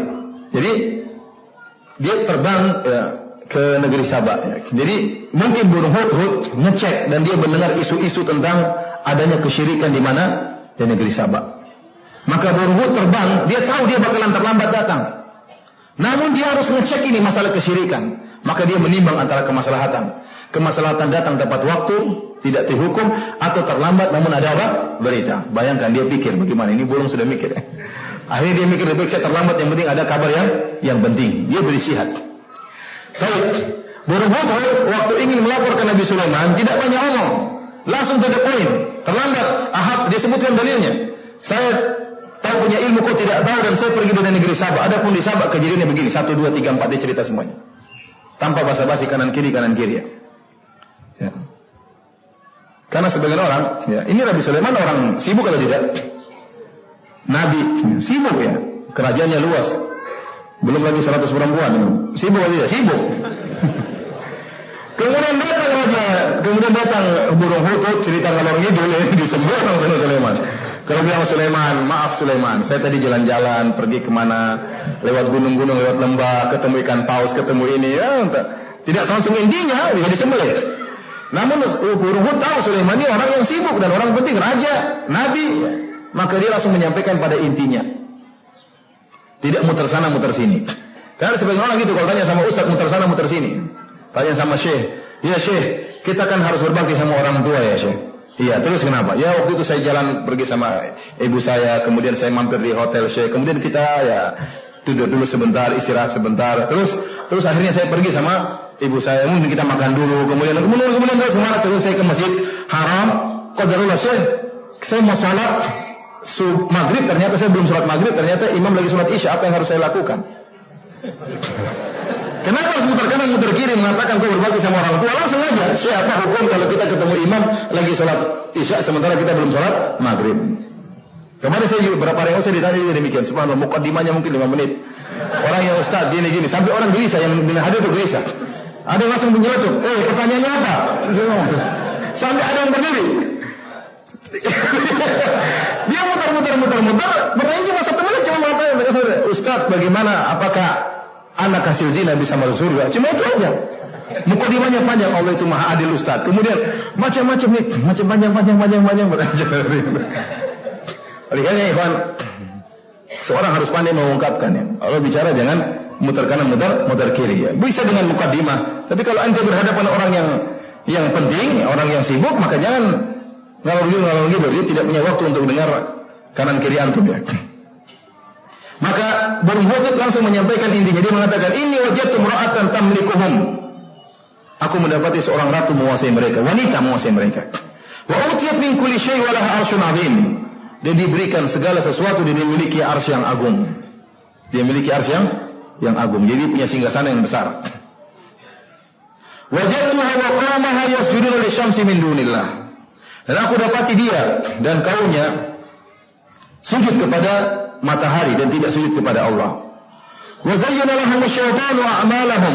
Lalu syaitan menghiaskan kesyirikan mereka seakan-akan kesyirikan mereka itu perbuatan yang baik. Fasaddahum 'anis sabil fa hum la yahtadun. Sehingga syaitan menghalangi mereka dari jalan yang benar sehingga mereka tidak mendapat petunjuk. Allah yasjudu lillahi alladhi yukhrijul khaba'a fis samawati wal ardh wa ya'lamu ma tukhfuna wa ma tu'linun. Agar mereka tidak menyembah Allah yang mengeluarkan apa yang terpendam di langit dan di bumi dan mengetahui apa yang kalian sembunyikan dan apa yang kalian nyatakan. Allahu la ilaha illa huwa rabbul arsyil azim. Dialah Allah, tidak ada sembahan yang berat disembah kecuali Allah, pemilik arsy yang agung. Inilah berita dari Hudhud kepada Nabi Sulaiman. Perhatikan Nabi Sulaiman, Hudhud ya sengaja terlambat demi membawakan berita yang penting. Berita yang penting tersebutlah kesyirikan yang dia lihat. Antum bayangkan burung Hudhud, seekor burung tidak suka dengan kesyirikan. Dan inilah rakyat Nabi Sulaiman. Rakyatnya tahu kesyirikan adalah perbuatan yang sangat keji, amal yang sangat buruk. Maka burung Hudhud mengingkari kesyirikan tersebut. Dan dia menjelaskan bahwasanya mereka sujud kepada matahari karena syaitan menghiasi perbuatan mereka. Ini sering seperti ini, syaitan sebagaimana sumpah iblis, dia mengatakan Rabbi bima agwaitani la uzayyinanna lahum fil ard wa la aghwiyannahum ajma'in. Dia mengatakan, ya Rabbku, karena Engkau telah buat aku menyimpang, maka aku akan menghiasi maksiat di dunia bagi anak keturunan Adam. Betapa banyak orang bermaksiat, maksiat tersebut dihiaskan oleh syaitan seakan-akan kebaikan. Betapa banyak orang melakukan kesyirikan, mungkin dia tambah banyak hartanya. Syaitan mengatakan itu gara-gara kau berbuat syirik, gara-gara kau pergi ke dukun. Lihat Ratu Bilqis diberi kekayaan oleh Allah Subhanahu wa taala karena dia sujud kepada apa? Matahari. Syaitan mengatakan, lihatlah engkau menjadi kaya raya gara-gara engkau sujud kepada matahari. Jadi syaitan menghiasi perbuatan kesyirikan seakan-akan perbuatan tersebut perbuatan yang benar. Tapi para hadirin Allah Subhanahu wa taala, Nabi Sulaiman tidak tahu ilmu gaib. Dan Nabi Sulaiman sebagai raja yang tegas tidak langsung terima berita dari burung hudhud. Dia minta bukti. Maka Nabi Sulaiman berkata, "Qala sananzuru asadaqata am kunta minal kadhibin." Kita lihat dulu, engkau ini benar atau dusta, wahai hudhud. Ya. Nabi Sulaiman sebagai seorang yang raja tidak langsung membenarkan perkataan hudhud. Suruh cek dulu. Idhab bi kitabi hadza fa'alqih ilaihim thumma tawalla anhum fanzur madza yarji'un. Pergilah engkau hudhud dengan bawa suratku ini, lalu lemparkanlah kepada mereka, kemudian pergilah engkau dari mereka dan perhatikan apa yang mereka bicarakan. Maka subhanallah, Nabi Sulaiman tulis surat.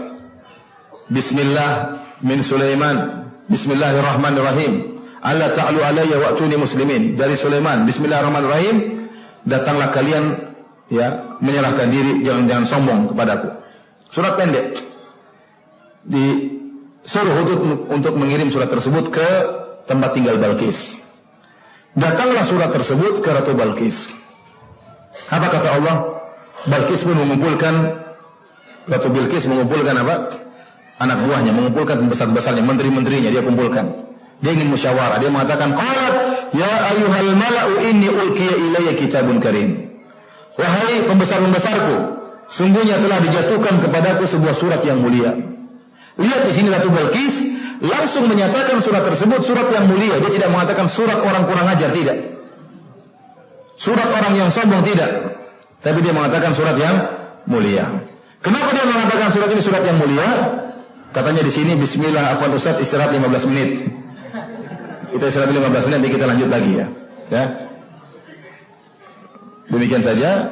Nanti kita lanjutkan insyaallah. Assalamualaikum warahmatullahi wabarakatuh. Bismillahirrahmanirrahim. Alhamdulillah, salatu wassalamu ala Rasulillah wa ala alihi wa ashabihi wa man tabi'ahum bi ihsan ila yaumil amma ba'd. Kita lanjutkan kajian kita ya. Allah Subhanahu wa taala berfirman, "Qalat ya ayyuhal mala'u inni ulqiya ilayya kitabun karim." Ratu Bilqis mengumpulkan menteri-menterinya, pembesar-pembesarnya, lalu beliau berkata, "Sungguhnya telah dilemparkan kepadaku sebuah tulisan yang mulia." Ratu Bilqis ya tidak mencela tulisan tersebut, bahkan mensifati tulisan tersebut dengan tulisan yang mulia. Kenapa? Karena surat tersebut surat yang menakjubkan. Tiba-tiba masuk ke kamar tempat tinggal Ratu Bilqis surat tersebut. Dan kita tahu namanya ratu ya. Pasti dia tinggal di tengah kerajaan. Enggak mungkin ratu tinggal di pagar masuk ya. Kalau tinggal pagar masuk nanti banyak rakyatnya yang kirim surat cinta kepada ratu tersebut. Lempar surat. Enggak. Sebagaimana kebiasaan para raja pasti di tengah. Ratu pasti di tengah, dan untuk bertemu dengan raja atau ratu pasti melewati banyak penjaga, melewati banyak pintu ya. Ternyata surat tersebut bisa masuk ke kamarnya. Siapa yang bawa? Hudhud. Tinggal terbang saja, lewat semuanya, tinggal lemparin surat tersebut. Ini tentunya menjadi perhatian Ratu Bilqis. Kok bisa surat ini masuk kepada saya? Yang kedua, tentunya dia sudah mendengar tentang Sulaiman. Sulaiman raja yang hebat, yang kekuasaannya sudah sampai ke negeri Syam, kemudian ke Irak, meskipun tidak sampai ke Yaman. Tetapi tentang kehebatan Sulaiman tentu dia sudah mendengarnya. Kemudian surat tersebut juga isinya dengan bahasa Arab. Ya. Apa isinya? Innahu min Sulaiman wa innahu bismillahirrahmanirrahim. Allah ta'alu alayya wa'tuni muslimin. Sungguhnya surat itu dari Sulaiman, dan sungguhnya isinya dengan menyebut nama Allah yang Maha Pemurah lagi Maha Penyayang. Janganlah kalian sombong, janganlah kalian berlaku sombong terhadapku, dan datanglah kalian sebagai orang-orang yang berserah diri. Surat ini datang dalam bahasa Arab. Padahal Sulaiman bukan orang Arab. Sulaiman dari Bani Israel, berbicara dengan bahasa Ibrani. Namun bisa datang dan surat dengan bahasa Arab yang fasih, singkat dan tegas. Ratu Bilqis bukanlah orang bodoh, ratu orang pintar.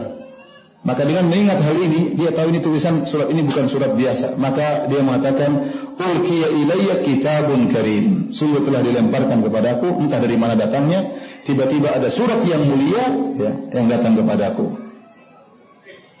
Qalat ya ayyuhal mala'u aftuni fi amri ma kuntu qati'atan amran hatta tashhadun. Maka beliau berkata, "Wahai pembesar-pembesarku, berilah pertimbangan kepadaku tentang perkara ini. Aku tidak akan memutuskan suatu perkara sampai kalian ya memutuskan perkaranya." Artinya sampai kita musyawarahkan. Jadi dia mengajak pembesar-pembesarnya untuk bermusyawarah dan mengambil keputusan. Apa kata para pembesar-pembesarnya? Qalu nahnu ulu quwwatin wa ulu ba'sin syadid. Sungguhnya kita ini adalah orang-orang yang memiliki kekuatan dan memiliki keberanian atau memiliki keberanian yang kuat. Wal amru ilaiki, dan perkaranya kembali kepada engkau wahai sang ratu. Fanzuri madza ta'murin. Lihatlah apa yang kau perintahkan akan kami kerjakan. Jadi sekarang para pembesar-pembesar menyatakan kita ini kuat. Kuat artinya kita ini dari sisi jumlah pasukan besar. Ulu ba'sin syadid, dari sisi senjata juga kuat. Dari sisi pasukan jumlahnya banyak, dari senjata kuat. Kali itu enggak perlu takut. Terserah kau perintahkan kita perang enggak. Kita kembalikan kepada engkau wahai ratu. Namun Ratu Bilqis sebenarnya dalam hatinya tidak mau berperang. Dia perempuan, penakut ya. Ya, perempuan mana mau perang-perangan ya. Kemudian dia sudah dengar tentang Sulaiman. Kemudian surat ini datang dalam cara yang aneh, datang dengan cara yang aneh. Dan isinya menantang. Allah ta'ala wa'tuni muslimin. Jangan sombong, datang serahkan diri. Mengerikan. Suratnya singkat, enggak panjang lebar. Dari Sulaiman bismillahirrahmanirrahim, jangan sombong, datang serahkan diri. Siapa yang tidak kaget dapat surat seperti ini? Maka dia mengatakan, innal muluka idza dakhalu qaryatan afsaduha wa ja'alu a'izzata ahliha adillah. Sungguhnya para raja itu kalau sudah masuk dalam suatu negeri, dia akan merusak negeri dan akan menjadikan orang-orang mulia dalam negeri tersebut menjadi terhina. Jadi Ratu Bilqis menjelaskan kepada menteri-menterinya, ini bahaya. Kebiasaan para raja, kalau dia menyerang suatu negeri, negerinya akan dihancurkan sama dia. Dan orang-orang mulia akan jadi terhina. Kita ini orang mulia bakalan terhina kalau sudah diserang. Kata Allah, wa kadzalika yaf'alun, dan demikianlah mereka lakukan. Ada khilaf tentang perkataan wa kadzalika yaf'alun ini. Demikianlah mereka juga melakukannya. Apakah perkataan Bilqis ataukah perkataan Allah Subhanahu wa taala membenarkan perkataan Bilqis? Intinya Nabi Sulaiman demikian akan dia lakukan. Seandainya Ratu Bilqis tidak tunduk kepada Nabi Sulaiman. Dan saya ingatkan para hadirin Allah Subhanahu wa taala. Ya. Jangan dengar perkataan orang-orang pluralisme, orang-orang liberal yang mengatakan semua agama adalah benar, semua agama masuk surga ya. Di akhirat nanti bukan cuma ada surganya kaum muslimin, di sebelahnya juga ada surga Yahudi, ada surga apa? Nasrani, bisa kunjung-kunjungan. Jangan dengar perkataan mereka. Kalau semua agama benar, semua keyakinan benar, maka buat apa Allah mengutus Nabi sallallahu alaihi wasallam? Buat apa Allah menurunkan Al-Quran kalau ternyata Taurat juga sudah benar? Buat apa kemudian Nabi SAW memerangi Persia dan Romawi? Dan waktu Rasulullah SAW menyebarkan atau para sahabat menyebarkan Islam di Persia dan Romawi, tidak ada juga Islam Persia atau Islam Romawi. Apa Islamnya dirubah menjadi Islam Romawi? Apa Islamnya dirubah menjadi Islam Persia? Tidak, orang Romawi Persia tunduk sama Islamnya Nabi SAW dan para sahabatnya. Ya, kalau semua masuk surga, berarti buat apa diutus Nabi? Kurang kerjaan mengutus Nabi. Kalau semuanya masuk surga. Kalau penyembah matahari masuk surga, buat apa Nabi Sulaiman kemudian ingin menyerang Ratu Bilqis? Ngapain ganggu kerajaan orang lain? Paham? Ratu Bilqis tentram dengan kerajaannya, ya dengan kesyirikannya, ngapain Nabi Sulaiman usil kemudian iseng menyerang dia? Kenapa Nabi Sulaiman menyerang dia? Karena dia melakukan apa? Kesyirikan. Kenapa burung hudhud jengkel melihat mereka menyembah matahari? Kenapa? Karena mereka melakukan apa? Kesyirikan. Oleh karenanya orang-orang liberal itu mereka memandang agama itu hanya dari sisi dunia. Mereka memandang yang penting agama itu hanyalah sarana untuk mengantarkan kepada akhlak yang mulia. Nah, agama dengan agama apapun, yang penting akhlak itu mulia, maka tidak jadi masalah. Mereka lupa bahwasanya agama itu sebenarnya adalah hubungan antara pencipta dengan yang diciptakan. Yang paling utama kenapa? Ya, Allah menciptakan manusia adalah untuk menyembah kepada pencipta. Nah, kalau ternyata manusia menyembah kepada sama makhluk, menyembah kepada manusia, menyembah kepada malaikat, menyembah kepada nabi, menyembah kepada jin, atau menyembah kepada makhluk yang tidak berakal seperti matahari, maka ini semua kesyirikan. Maka tatkala menyatakan seluruh agama benar, berarti menyamakan antara tauhid dengan apa? Kesyirikan. Ini tidak benar, menyamakan antara pencipta alam semesta dengan makhluk, disamaratakan. Oleh karena saya katakan ya, Ratu Bilqis sudah tenang dengan kerajaannya, sudah tenang. Kenapa Nabi Sulaiman mengusik? Cuma karena permasalahan kenapa Ratu Bilqis terjerumus dalam apa? Kesyirikan.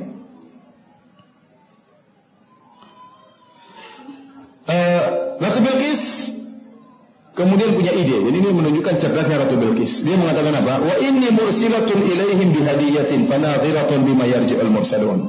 Dan aku akan mengirimkan hadiah kepada mereka. Dan aku akan menanti apa yang akan mereka apa yang akan dibawa kembali utusan-utusan itu. Jadi Ratu Bilqis ingin lihat, dia cerdas. Ini Sulaiman, ya, ingin menyerang kita karena urusan akidah atau karena urusan dunia. Kalau dia ternyata karena urusan dunia, kita masih bisa nego. Ya kita kirim aja upeti, nggak usah nggak usah tunduk sama Sulaiman. Ya, maka dia ingin lihat. Ini menunjukkan cerdasnya siapa? Ratu Bilqis. Maka dia pun mengirim hadiah dengan hadiah-hadiah yang mewah.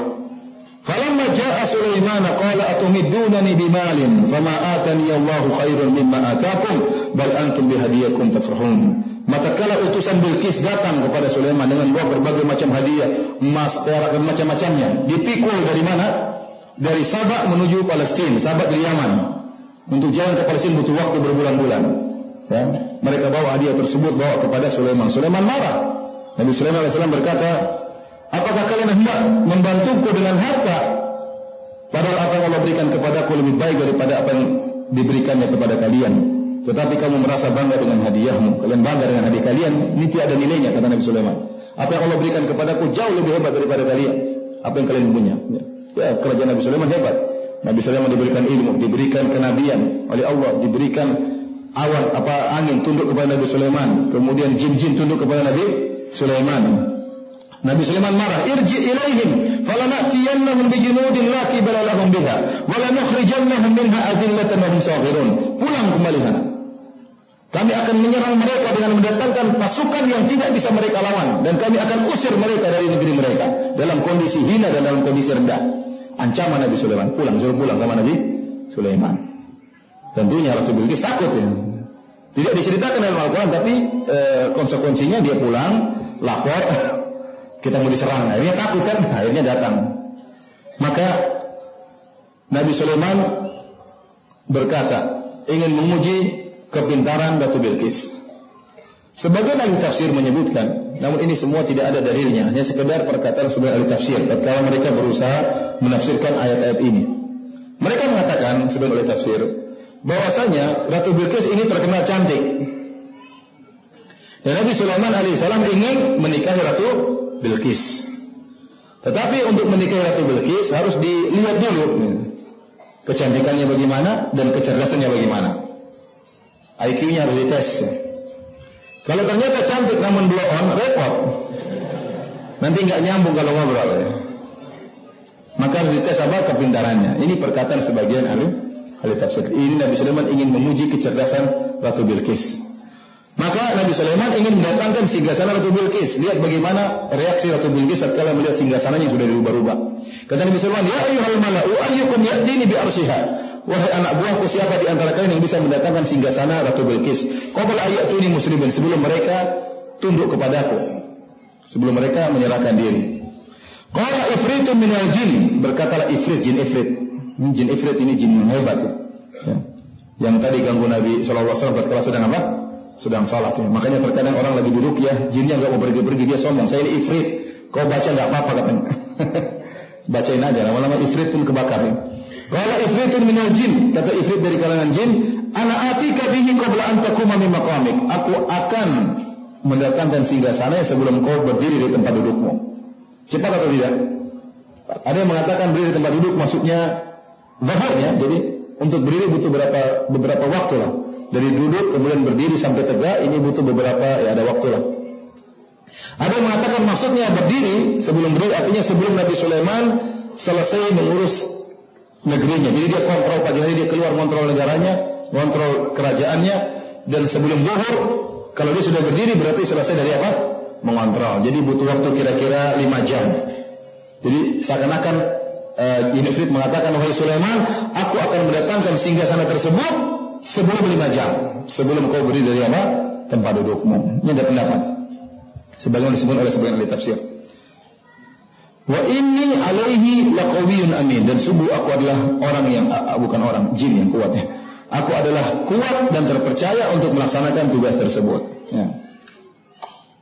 Ada yang mengatakan ya, jadi jin ya bisa mendatangkan dalam waktu singkat ya. Kenapa? Karena menggunakan rumus E sama dengan MC kuadrat ya. Energi sama dengan massa kali apa? Kecepatan apa? Cahaya. Jadi bagaimana itu singgasana Bilqis ini massa dirubah menjadi energi. Setelah menjadi energi ditransfer dengan kecepatan cahaya. Setelah sampai sana disusun kembali menjadi apa? Menjadi massa. Ini kata sebagian orang ya. Dari mana dia tahu ya? Mungkin jinnya pikul cepat. Tidak usah dirubah-rubah. Jin kan terbangnya cepat ya. Kita nggak tahu. Yang jelas Ifrit mengaku bisa mendatangkan singgasana tersebut yang jaraknya dari Sabak ke negeri Palestina, dari Yaman ke Palestina dalam waktu kurang dari beberapa jam. Ya. Adapun caranya bagaimana? Wallahu alam bisawab. Ya, wallahu alam apakah jin Ifrit tahu rumus E sama dengan MC kuadrat? Saya juga nggak tahu. Dan itu rumus itu ya Allah alam benarnya. Bagaimana kalau massa dirubah ke energi, kemudian berubah lagi massa susun kembali, apakah susunnya bisa normal kembali? Misalnya manusia ya, kemudian ingin pindah ke tempat yang lain, dirubah juga jadi energi, kemudian ditransfer, kemudian disusun kembali lagi jadi manusia, apakah bisa terus susun kembali? Jangan-jangan hidungnya di atas, kemudian kakinya kita nggak tahu, itu hanya khayalan ya. Allah alam bisawab tentang kebenaran penerapan dari rumus tersebut untuk memindahkan, mentransferkan massa ya. Ya ternyata belum ada, itu hanya sekedar teori, bukan untuk perkara yang lain, bukan transfer massa dipindahkan jadi energi disusun kembali menjadi massa kembali. Baik, Allah Subhanahu wa taala, qala alladzi indahu ilmun minal kitab, kata Allah Subhanahu wa taala, maka berkatalah orang yang memiliki ilmu Alkitab, ana atika bihi qabla an yartadda ilaika tarfuka, aku akan mendatangkan singgasana tersebut sebelum engkau mengedipkan matamu. Ini hebat orang ini. Ada khilaf di kalangan para ulama, siapa orang ini? Apakah dia jin saleh? Apakah dia seorang hamba yang saleh yang doanya selalu dikabulkan oleh Allah Subhanahu wa taala? Ataukah dia itu Sulaiman sendiri?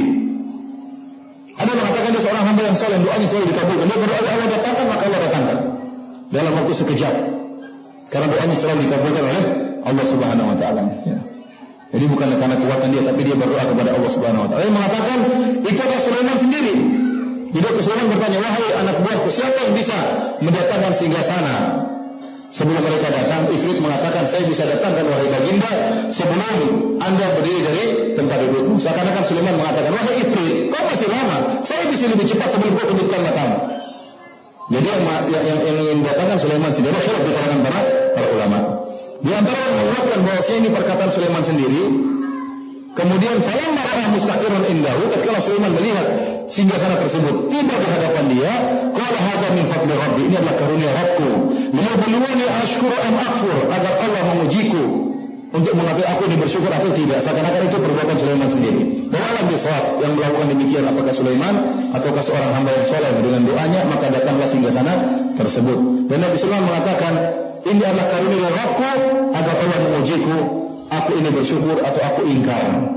Maka seorang harus sadar bahwasanya ya, segala kenikmatan yang Allah berikan kepada dia, apakah harta benda, apakah kecerdasan, ya, apakah kesehatan, maka itu semua adalah ujian untuk melihat apakah anda bersyukur ataukah anda kufur. Wa man syakara fa innama yashkuru li nafsihi. Barang siapa yang bersyukur, maka dia telah berterima kasih kepada dirinya sendiri. Allah tidak butuh rasa syukur kita. Kata dalam hadis qudsi, ya ibadi law anna awwalakum wa akhirakum wa insakum wa jinnakum kanu ala qalbi atqa rajulin wahidin minkum ma zada fi mulki syai'an. Wahai hamba-hambaku, seandainya seluruh kalian berkumpul dari yang awal sampai terakhir, dari jin dan manusia, seluruhnya hatinya seperti hati orang paling mulia. Seandainya seluruh dari Nabi Adam sampai orang terakhir dari seluruh jin, semua hatinya seperti Nabi Muhammad SAW, tidak akan menambah derajat Allah Subhanahu wa taala. Dan sebaliknya, kalau seluruhnya hatinya seperti Fir'aun, tidak akan mengurangi kekuasaan Allah sama sekali. Jadi hamba beribadah, dia bersyukur untuk berterima kasih kepada dirinya sendiri. Kebaikannya kembali pada diri sendiri. Kalau dia kafir, kata Allah Subhanahu wa taala, "Wa man kafara fa inna rabbi ghaniyyun karim." Seandainya barang siapa yang kufur, maka sungguhnya Rabb adalah Maha Kaya dan Maha Mulia. Qala nakiru laha arsyaha, kata Nabi Sulaiman, wahai anak buahku, rubah-rubah itu singgasananya. Nanzur atahtadi am takunu minal ladzina la yahtadun. Kita lihat apakah kata Ratu Bilqis tahu itu singgasananya atau dia tidak tahu. Jadi Nabi Sulaiman sekarang ingin mengetes kecerdasannya. Dirubah-rubahlah singgasana tersebut. Ada yang bagian belakang tempelkan ke depan, yang depan tempelkan ke belakang, warnanya mungkin berubah sedikit. Tapi tetap saja itu singgasana Ratu Bilqis hanya dirubah-rubah sedikit. Falamma ja'a, tatkala Ratu Bilqis datang, qila hakadha arsyuk, maka ditanyakan kepada Ratu Bilqis, inikah singgasanamu? Di sini sekarang terlihat Ratu Bilqis pintar atau tidak. Tiba-tiba ditanya dengan pertanyaan yang menakjubkan. Tiba-tiba dia lihat singgasana, kemudian tanya, ini singgasana atau bukan? Kalau perempuan goblok, oh iya, bukan. Masih gemetar, bingung, jawabnya gimana? Ratu Bilqis tidak. Dia mengamati.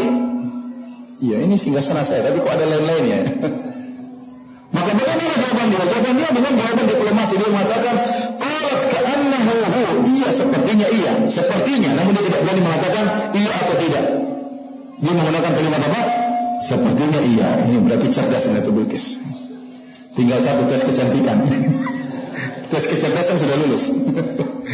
Wa utina al-ilma min qablu wa kunna muslimin. Dan kami telah diberikan ilmu sebelumnya dan kami adalah orang yang Islam. Wa saddaha ma kana ta'budu min dunillah. Dan dia telah dihalangi dari untuk menyembah kepada selain Allah. Innaha kanat min qaumin kafirin. Sungguhnya termasuk orang-orang yang kafir.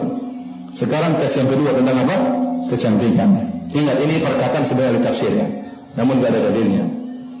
Mereka ingin mengkaitkan kenapa sebab kok Nabi Sulaiman merubah-rubah singgasananya. Kenapa Nabi Sulaiman membuat bangunan dari kaca sehingga tertampakkan betis Ratu Bilqis.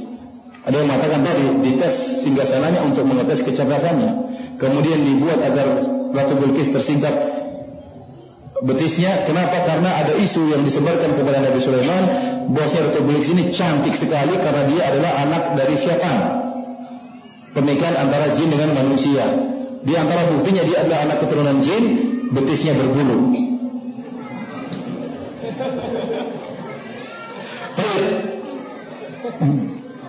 Qila laha udkhilis sarah. Kata Nabi Sulaiman, silakan masuk ke kerajaanku, istanaku. Falamma ra'atu hasibathu lujjatan. Jadi Nabi Sulaiman bikin istana dari kaca, lantainya dari kaca. Di bawah kaca tersebut dialirkan sungai, ada ikan-ikannya, ada sungai, seperti sungai persis.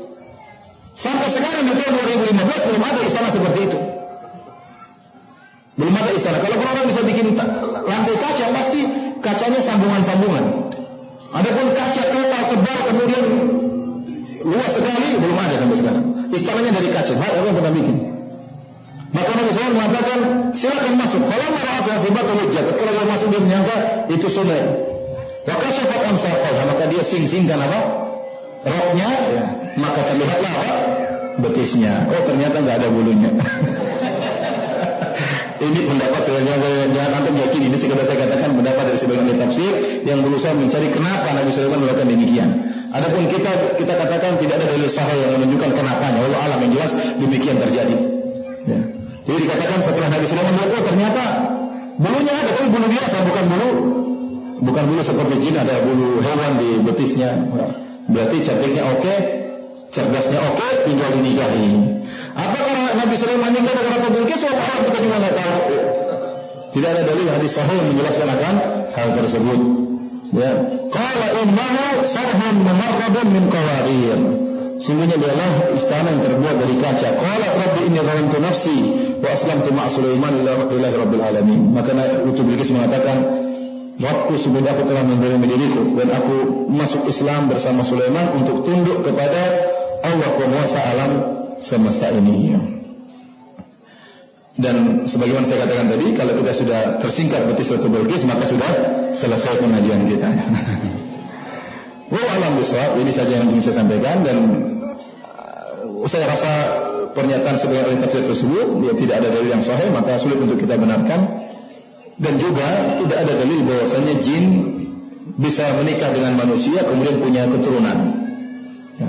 Kalau jin berhubungan dengan manusia memang bisa, ya, yang benar ya, bisa. Ya, oleh karenanya Allah mengatakan wasyarikum fil aulad, hendaknya silakan engkau menyertai mereka dalam anak-anak, dalam berhubungan. Sebagian tafsiran, sebagian dalam buku tafsir. Jadi oleh karena kalau kita berhubungan istri, kita berdoa kepada Allah agar dilindungi dari apa? Syaitan. Allah juga menyebutkan tentang bidadari di surga, kata Allah, Ya, lam yatamithunna insun qablahum wala jan. Bidadari yang tidak pernah disentuh oleh manusia, tidak pernah disentuh oleh jin. Oleh karenanya jin bisa berhubungan dengan manusia, manusia bisa berhubungan dengan jin, tetapi punya anak ini belum pernah ada dalam sejarah ya. Allah alam bisawab. Demikian saja para hadirin Allah Subhanahu wa taala, apa yang bisa disampaikan. Kalau ada yang bertanya, saya persilahkan.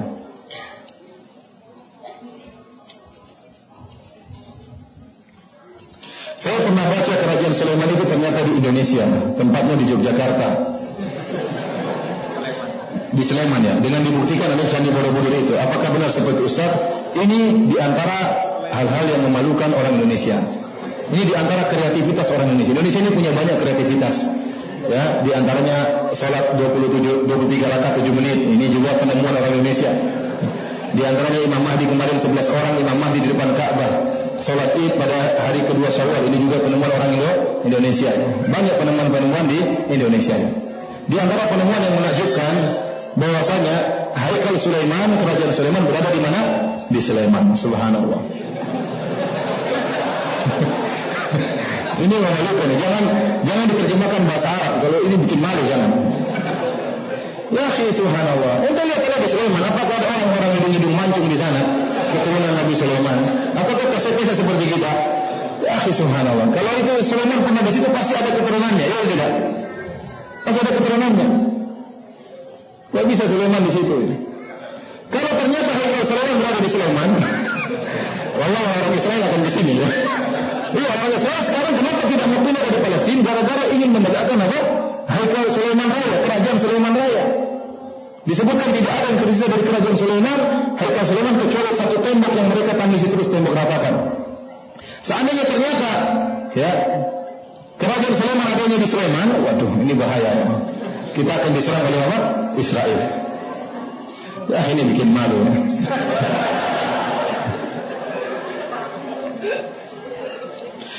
Bagaimana cara agar harta-harta kita yang kita miliki diberkahi oleh Allah Subhanahu wa taala? Kita sumbangkan di jalan Allah, kita gunakan di hal-hal yang diridhai oleh Allah Subhanahu wa taala.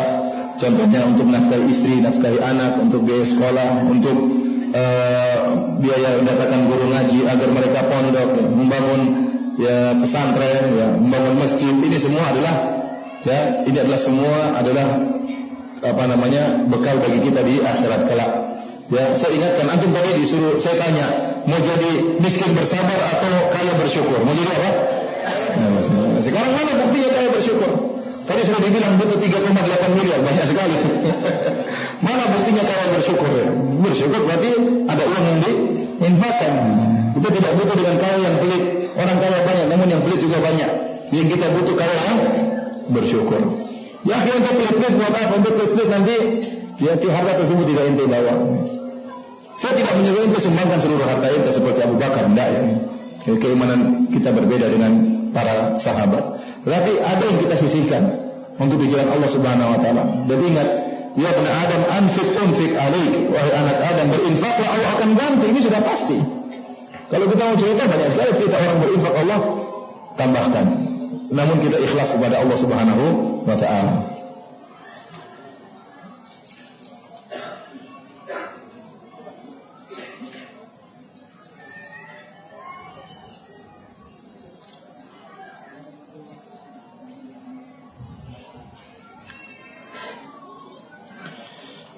Menggunakan niqab sunnah atau wajib? Ini khilaf di kalangan para ulama tentang hukum menggunakan niqab, dan khilafnya kuat.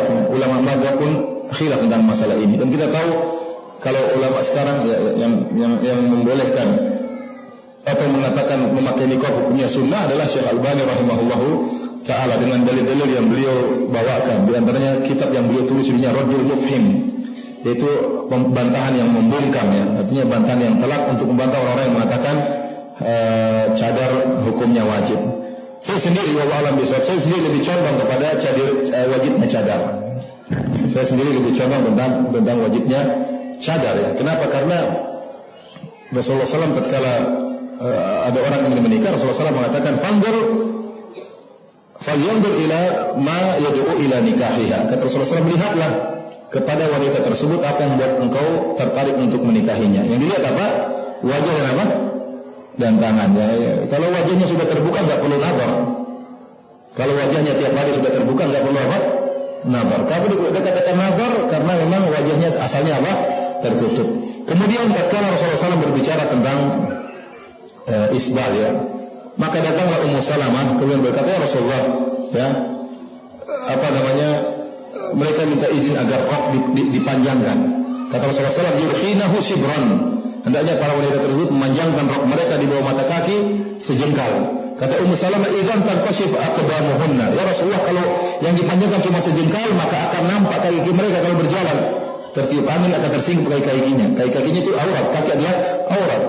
Maka Rasulullah SAW mengatakan, fayurkhinahu dhira'an wa la yazidna ala dhalik. Kalau begitu panjangkan roknya satu hasta di bawah mata kaki dan tidak boleh lebih daripada itu. Nah, kalau kaki saja itu adalah harus ditutup, apalagi wajah yang merupakan pusat kecantikan. Ya akhi, orang kalau lihat wajah yang penting cantik, mau kakinya model apa nggak jadi masalah. Cantik wajahnya apa? Cantik. Makanya saya katakan saya lebih condong bahwa wajah itu hendaknya ditutup. Terutama saya katakan wanita-wanita yang cantik. Ya. Ibu tanya sama suami, saya cantik nggak mas? Kalau cantik tutup ya. Namun saya tahu ini masalah khilafiyah ya. Saya dan istri saya berselisih dalam masalah ini. Dan kalau berselisih dalam banyak hal. Contohnya dalam salat ya. Kalau saya salat Allahu Akbar, sami Allah liman hamidah, istri saya sami Allah liman hamidah. Ya sudah, dia pendapatnya demikian, ikut Syekh bin Baz, ikut Syekh Albani. Kemudian kalau tasyahud saya cenderung seringnya saya tidak menggerakkan ataupun istri saya menggerakkan ya, pendapat para ulama. Contohnya juga masalah cadar. Saya merasa wajib, istri saya mengatakan tidak wajib. Ya udah, meskipun dia pakai cadar ya. Tapi dia merasa tidak apa? Tidak wajib. Ya ini khilaf antara Firanda dan istrinya. Akhirnya masalah khilafiyah saya tidak paksa istri saya. Artinya masalah khilafiyah saya tidak paksa istri saya. Maka saya katakan kalau ibu bertanya tentang masalah cadar, saya lebih condong cadar itu wajib, ya lebih selamat. Para ulama sepakat pakai cadar lebih afdal. Saya ulangi, para ulama sepakat pakai cadar lebih afdal, khilafnya tentang sunnah atau wajib. Terutama wanita-wanita yang cantik ya. Ada wanita yang cantik. Wanita cantik baru para ulama mengatakan wanita cantik tidak boleh ke masjid.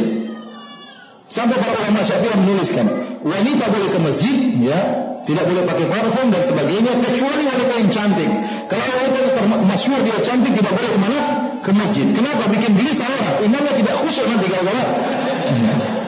Nah kalau wajahnya biasa-biasa saja silakan, tidak apa-apa, tidak ada yang terganggu.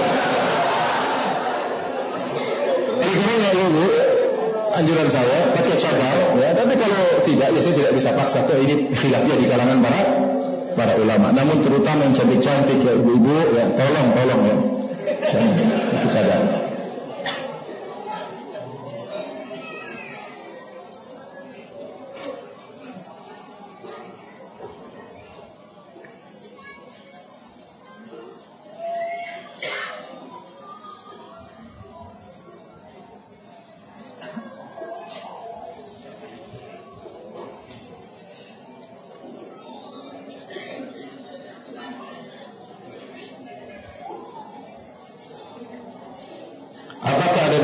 Tentang keturunan Nabi Sulaiman dan Datu Balqis. Jika ada tolong dikisahkan. Saya tidak tahu dalilnya. Demikian disebutkan Nabi Sulaiman katanya menikah Datu Balqis, namun tidak ada dalilnya. Tidak ada dalilnya dan kita tidak pernah menghadiri walimahnya ya. Wallahu alam.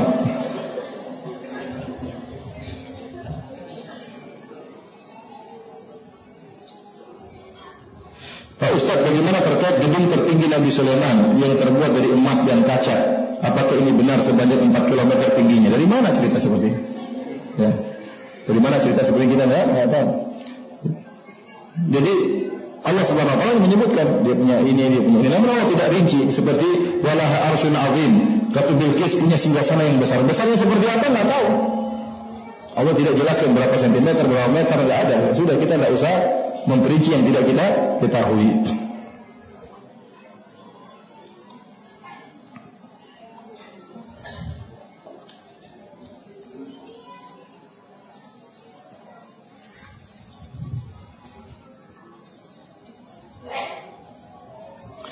Ini yang bertanya tentang masalah warna jilbab.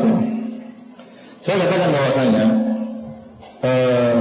Rasulullah SAW tidak pernah menentukan warna jilbab. Adapun pakaian berwarna hitam itu kembali kepada adat istiadat. Dan adat orang-orang Arab, wanita memakai jilbab berwarna apa? hitam. Kalau ada orang di sana ya memakai jilbab warna hijau misalnya, pasti jadi pusat perhatian. Kalau orang Arab ya, kalau orang luar tidak jadi masalah. Oleh karenanya dalam kaidah usul fikih, ya, kalau ada pembatasan dari syariat maka kita ikut pembatasan tersebut. Kalau tidak ada pembatasan dari syariat maka kita menggunakan pembatasan dari urf. Kalau tidak ada pembatasan dari urf maka kita kembali kepada pembatasan dari bahasa. Dalam masalah baju, warna baju, ya, bagi wanita tidak ada pembatasan dari syariat. Misalnya Rasulullah mengatakan pakailah baju hitam karena baju hitam adalah sunnah misalnya. Maka tidak ada dalil yang seperti ini. Saya kemarin dikejutkan waktu saya MC di Jakarta. Ibu-ibu waktu itu di rumah wakil bupati, ada ibu-ibu yang bertanya, Ustadz, kenapa ibu pakai baju warna hitam? Saya bilang, ada apa bu? Di sini kebiasaan orang sini, kalau ada kematian, orang-orang kafir itu berkabung dengan memakai baju warna hitam. Jangan-jangan kita bertasyabuh dengan mereka. Saya kaget juga. Ternyata nggak tahu, kalau di sini saya nggak tahu. Di Jakarta itu kalau ada kematian berkabung, maka ibu-ibu datang memakai baju warna apa? Hitam sebagai tanda berkabung. Intinya, ya, saya katakan baju warna hitam nggak jadi masalah karena itu tradisi Arab yang dibawa ke sini. Tetapi apakah harus warna hitam? Jawabannya tidak. Yang jelas baju jilbab itu, ya, menutup aurat, kemudian tidak menggambarkan lekukan-lekukan tubuh, artinya dia gombrang, lebar, dan yang ketiga tidak menarik perhatian. Tidak menarik perhatian, karena jilbab itu asalnya dipakai untuk menutup keindahan seorang wanita, bukan untuk menarik perhatian lelaki untuk melihat dia. Kenapa Rasulullah SAW melarang wanita pakai parfum keluar rumah dengan parfum yang keluar, bukan parfum yang liyajidu min harihaha, yang para lelaki bisa mencium parfum tersebut, karena akan menarik perhatian. Dengan parfum tersebut akan menarik apa? Perhatian, dan akan memperhatikan wanita tersebut, bisa menimbulkan syahwat. Oleh karena jilbab yang dipakai bukan jilbab yang bisa menarik perhatian. Nah, masalah menarik perhatian itu tidak, zahirnya kembali kepada urf. Kembali kepada urf. Saya rasa ini pendapat saya pribadi, mungkin saya salah ya. Ya. Kalau jilbab di Indonesia, misalnya di atas hijau di bawah kuning, nggak jadi masalah. Orang juga pakai baju seperti itu. Tapi jadi perhatian kalau ternyata misalnya panjang 1 meter di belakang. Nah ini orang semua nengok. Atau warnanya mengkilat dari yang lain, maka ini akan menarik apa? Perhatian. Tapi kalau dia wajah-wajah itu sebagaimana ibu-ibu yang lain selama menurut syariat, artinya gombrang, menutup aurat, mungkin ada rela-relanya sedikit ya, selama tidak menarik perhatian, saya rasa tidak jadi masalah. Karena memang tidak ada dalilnya harus begini, harus begini. Ya, intinya tidak menarik perhatian, menutup aurat dan gombrang. Ini wallahu alam, ini apa yang saya bisa pahami dari dalil-dalil berdasarkan ilmu yang saya pelajari. Adapun harus warna tertentu, tidak boleh begini, tidak boleh begitu, ya maka ini kembali kepada ijtihad tentang masalah menarik perhatian atau tidak ya, atau tidak ya. Wallahu alam bisawab. Ya. Nanti ada yang mengatakan, Ustaz, kalau warnanya atas merah di bawahnya hijau menarik perhatian. Itu menurut kamu, menurut saya tidak. Kira-kira menarik perhatian atau tidak? Tidak, kan biasa aja kan? Biasa aja. Nah, kalau itu orang Saudi iya menarik perhatian. Sebaliknya orang warna-warni ada inti hitam sendiri, orang semua lihat itu. Tapi kalau sudah berbau banyak yang hitam, nggak jadi masalah. Jadi masalah, kalau seandainya Rasulullah SAW suruh warna tertentu, kita samaan wa ta'ah. Tapi Rasulullah SAW tidak pernah menentukan warna apa tertentu. Maksudnya katakan tadi yang saya katakan, yang penting menutup aurat, tidak gombrang dan tidak menarik perhatian. Karena asalnya kita pakai jilbab bukan untuk diperhatikan, malah untuk tidak diperhatikan. Ustaz, saya sudah pakai jilbab yang lusuh, warnanya satu warna, Ustaz, kok saya masih diperhatikan? Mungkin Anda cantik mungkin. Jadi yang salah mereka, bukan anti. Ya, anti bukannya pakai cadar supaya tidak diperhatikan. Makanya pakai cadar supaya tidak diperhatikan.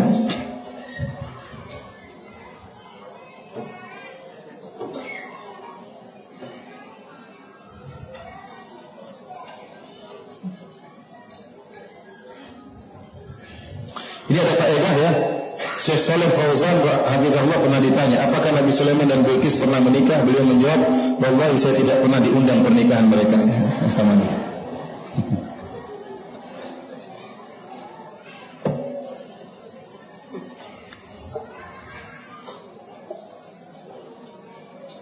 Ustaz, bagaimana kaum liberal berpendapat dengan kisah Ratu Bilqis ini boleh mengangkat pemimpin perempuan? Ya akhi, kalau ente mengatakan dengan dalil ini boleh menjadikan pemimpin sebagai dari wanita, kalau gitu jadikan dalil juga boleh sujud kepada matahari. Paham? Jadikan juga dalil bahwasanya boleh sujud kepada matahari. Lagian, kalaupun benar itu dibolehkan dalam syariat terdahulu, tidak dibolehkan dalam syariat sekarang. Kata Rasulullah SAW, la yuflihu qaumun wallau amrahum imra'atan. Tidak akan beruntung suatu kaum yang menjadikan pemimpin seorang apa? Wanita. Ya akhi, wanita itu perlu kita lembuti, wanita perlu kita jaga, wanita tidak boleh keluar rumah, ya. Tidak boleh keluar rumah kecuali dengan izin suaminya. Wanita butuh mengurus anak-anaknya. Wanita tidak boleh safar kecuali dengan mahramnya. Ya, kalau jadi pemimpin bagaimana? Kita berbicara syariat ya, syariat ya.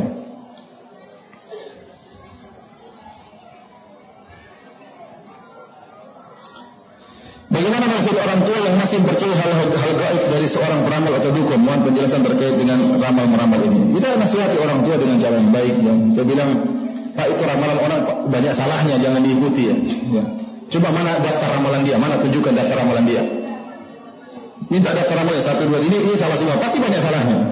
Pasti banyak salahnya. Dan sampaikan hadis-hadis Nabi ya. Ya, hadis-hadis Nabi bahwasanya dilarang pergi ke dukun, dilarang bertanya kepada dukun ya. Dukun itu hukumnya dipenggal ya, sampaikan ya. Ya. Dukun itu hanyalah merusak ya. Hanya mengerubung di antara kaum muslimin. Lihat banyak negara-negara yang maju tidak ada dukunnya. Kalau banyak dukun itu negara tidak maju ya. Sampaikan seperti itu. Saya pernah diceritakan oleh seorang syekh di Arab Saudi ya. Dia waktu cerita ada seorang dari Sudan datang. Syekh kalian di Saudi ini biasa-biasa saja. Kalau syekh kami di Sudan hebat-hebat. Kertas bisa dirubah jadi duit. Kata syekh tersebut, kalau kertas bisa dirubah duit, kenapa kalian kerja di Saudi? Sudah aja semua rubah jadi duit semua itu. Jadi seperti itu, kapan tersebar dukun itu